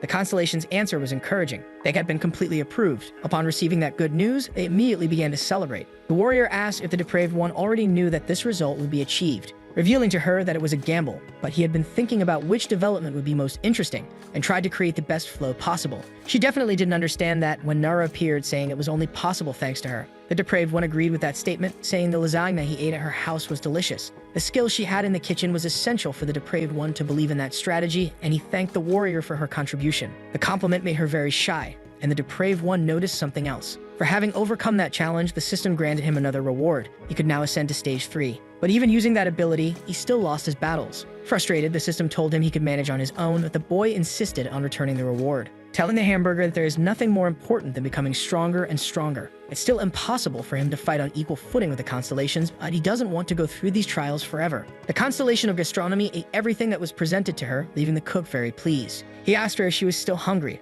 Trying to deny her desires, she said she could eat a little more. That's when the head chef made his appearance, asking if he could make her a dessert because he had never seen someone enjoy a meal like that woman. And as a chef, he was deeply charmed by that behavior. The constellation immediately accepted the gesture, and the depraved one realized what was happening. Justice said her fellow constellation had worked hard and wanted to know if she would report all of this to their king. Before answering, she looked at the cook once again, saying she would remain silent. She would stay in that dimension as a human. Justice became concerned, saying the challenge had ended and she needed to return to her position as a constellation. But the woman was reflecting on it. She wanted to relearn the meaning of cooking. Justice said that if she remained mortal, the balance of the universe could be compromised. But the constellation of gastronomy was already decided, and she went over to the warrior to say something to her, handing the girl of her artifacts, completely pristine cutlery. The warrior didn't know if she could accept such a treasure, and the constellation said it was simply a gesture of her gratitude. The girl didn't know what to do with it, and the depraved one realized things had become much more interesting. Justice noticed that the constellation of wrath had disappeared and the constellation of gastronomy had abandoned her post. The human she was supervising was causing major disturbances in the universe.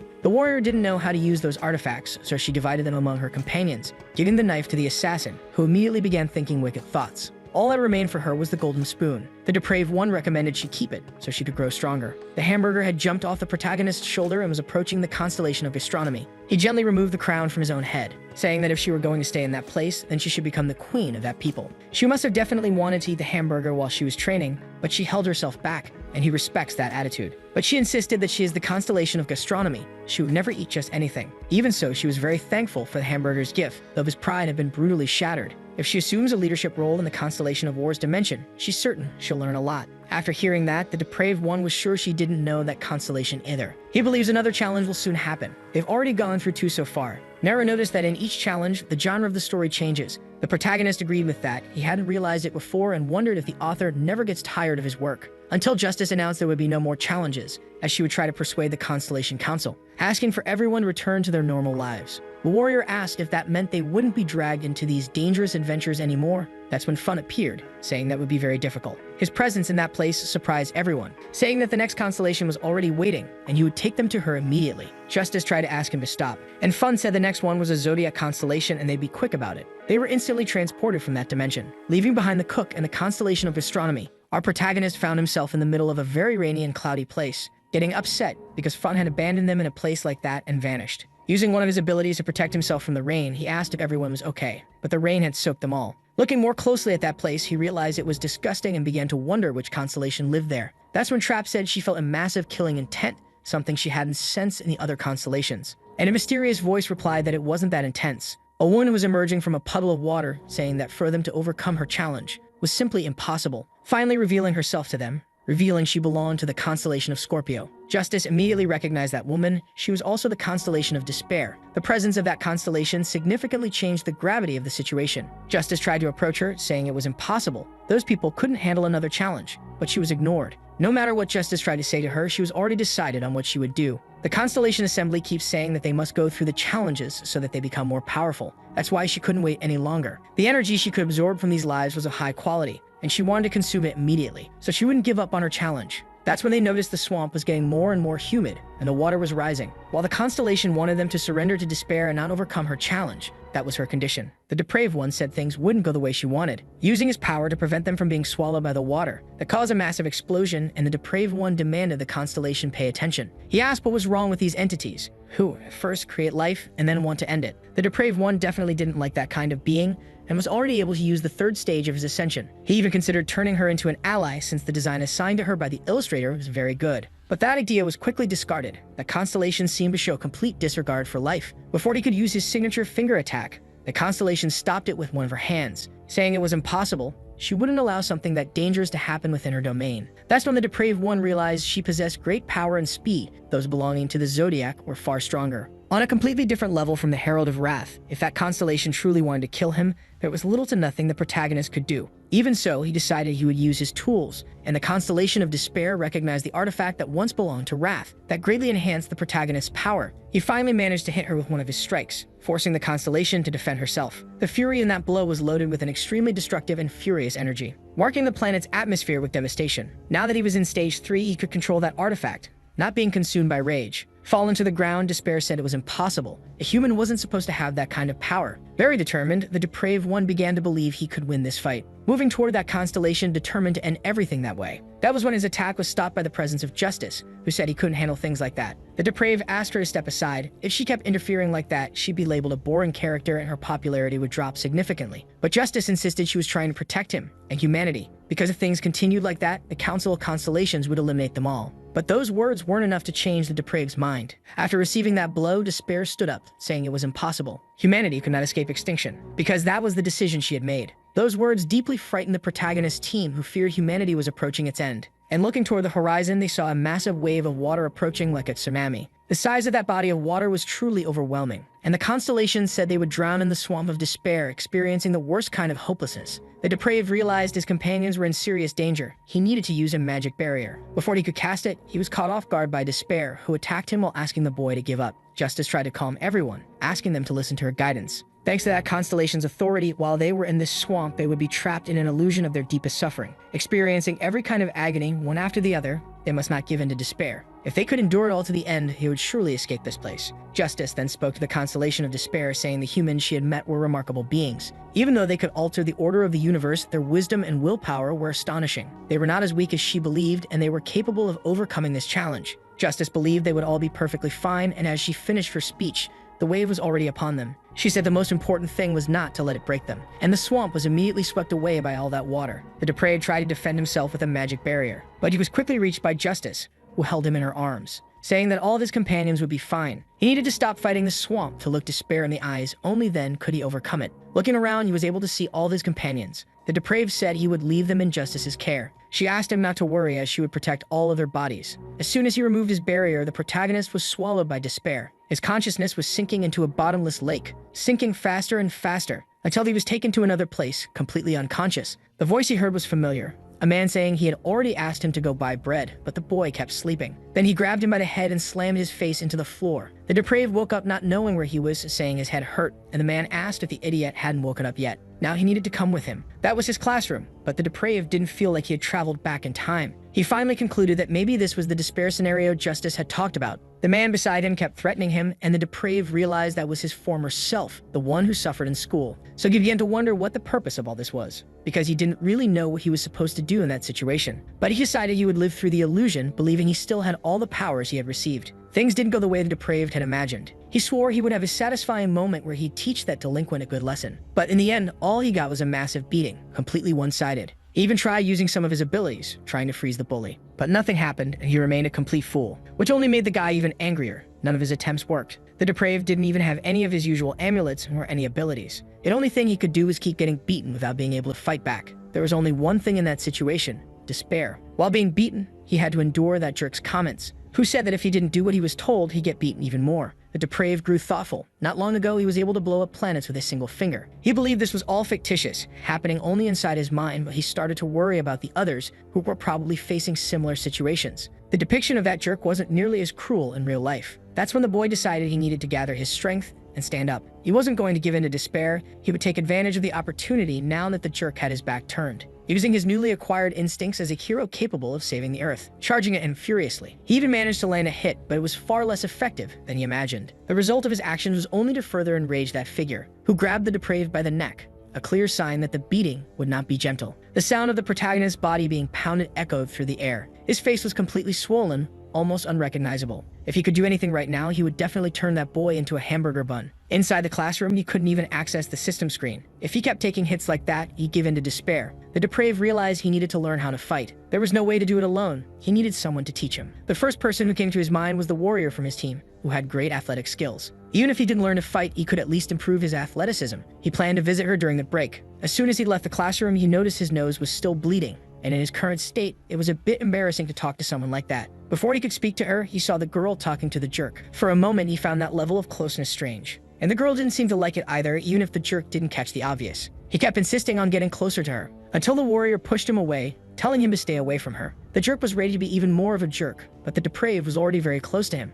managing to jump on his back, clinging to him like a backpack. Telling the jerk to disappear and stop bothering the girl because she was going out with him, even the depraved didn't know why he said that. While they argued, the warrior watched the whole thing thoughtfully, surprised by his behavior. The jerk couldn't tolerate the depraved's behavior anymore, saying he was asking to die that day. Seeing that things might escalate, the warrior asked them to stop. But the jerk was ready to throw himself to the ground, slamming the depraved's body into the floor with all his strength, an impact strong enough to injure a regular person. A truly insane move. For those who care, Michael Chandler did something like that in the USC, but still lost the fight to the great Charles Du Bronx. After witnessing that violent act, the warrior asked the jerk if he wanted to end up in juvenile detention. He said that would never happen, because his father was very rich and could cover for him anytime it was needed. Lying on the floor, the depraved could barely move, realizing he couldn't escape despair through his own strength, and then he began hearing the degrading comments from those people. While the depraved just wanted peace, the jerk decided to attack him again. That's when the warrior managed to grab his hand, leaving the jerk speechless, and with firm words, the girl told him he'd better stop. He didn't seem to like seeing her defend that weirdo,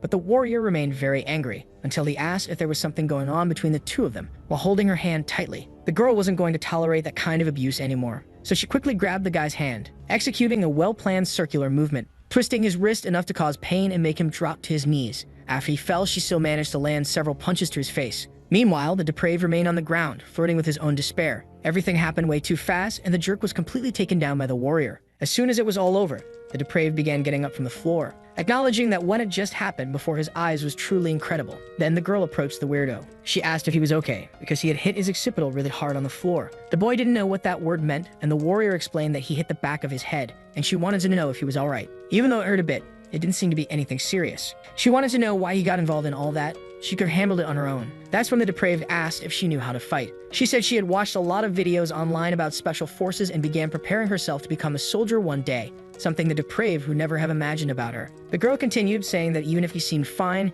hitting his head like that was always dangerous. Reaching out her hand to him, she asked if he could get up, because she was going to take him to the infirmary. After that kind gesture, the depraved reached out to her, and their fingers finally touched. That's when he realized what was really happening. That jerk had already gotten up, and he looked furious with the two of them. Furiously, he asked what kind of relationship they had with each other. Before they could answer, the jerk assured them that he wouldn't go easy on the girl just because she was a woman.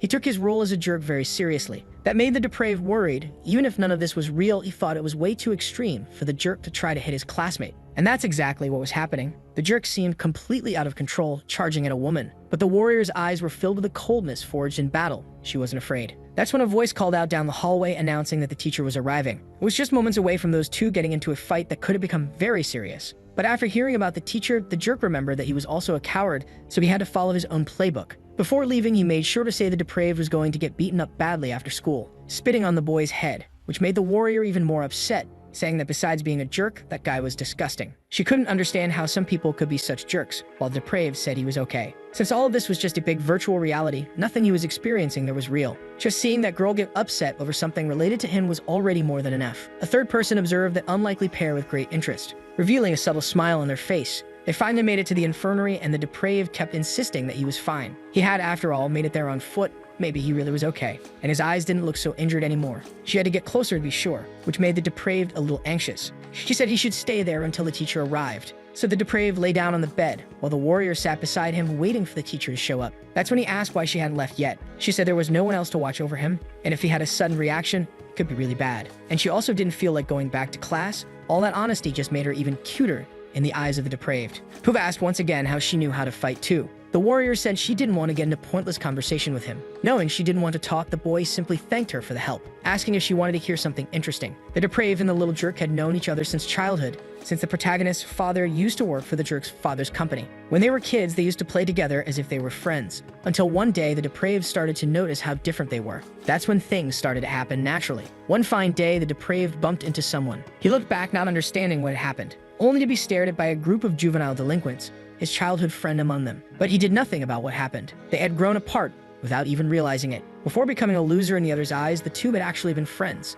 until the treatment he received from the jerk got worse and worse to the point of being unbearable. But the truth is, things didn't start off bad. That's when the warrior said she couldn't keep listening to that story, saying he was an idiot and that it was the protagonist's fault things ended up that way. He disagreed with those words. Some people are strong like her, while others are useless like him. The girl said that was nothing but foolish self-pity. If he wanted to try, he could change things. The depraved said she only talked like that because she didn't understand. His father's job was also tangled in that dynamic. That's why he felt he couldn't do anything about it. Once again, the girl just called him an idiot. She didn't believe that if his father saw the situation, he'd really think there was nothing to be done. Until she let out a deep sigh, realizing she had gone too far in that conversation. That's when our protagonist asked for her help. At first, the girl didn't understand, and he reminded her that she was the one who said things could change if he tried. So he decided to give it a shot, asking her to teach him how to fight like a man. A request that left the warrior quite surprised, but in a way, relieved. She asked if the boy really wanted to learn that. She could understand that he was interested in learning something. But before that conversation could finish, her eyes began to glow with an intense bluish light,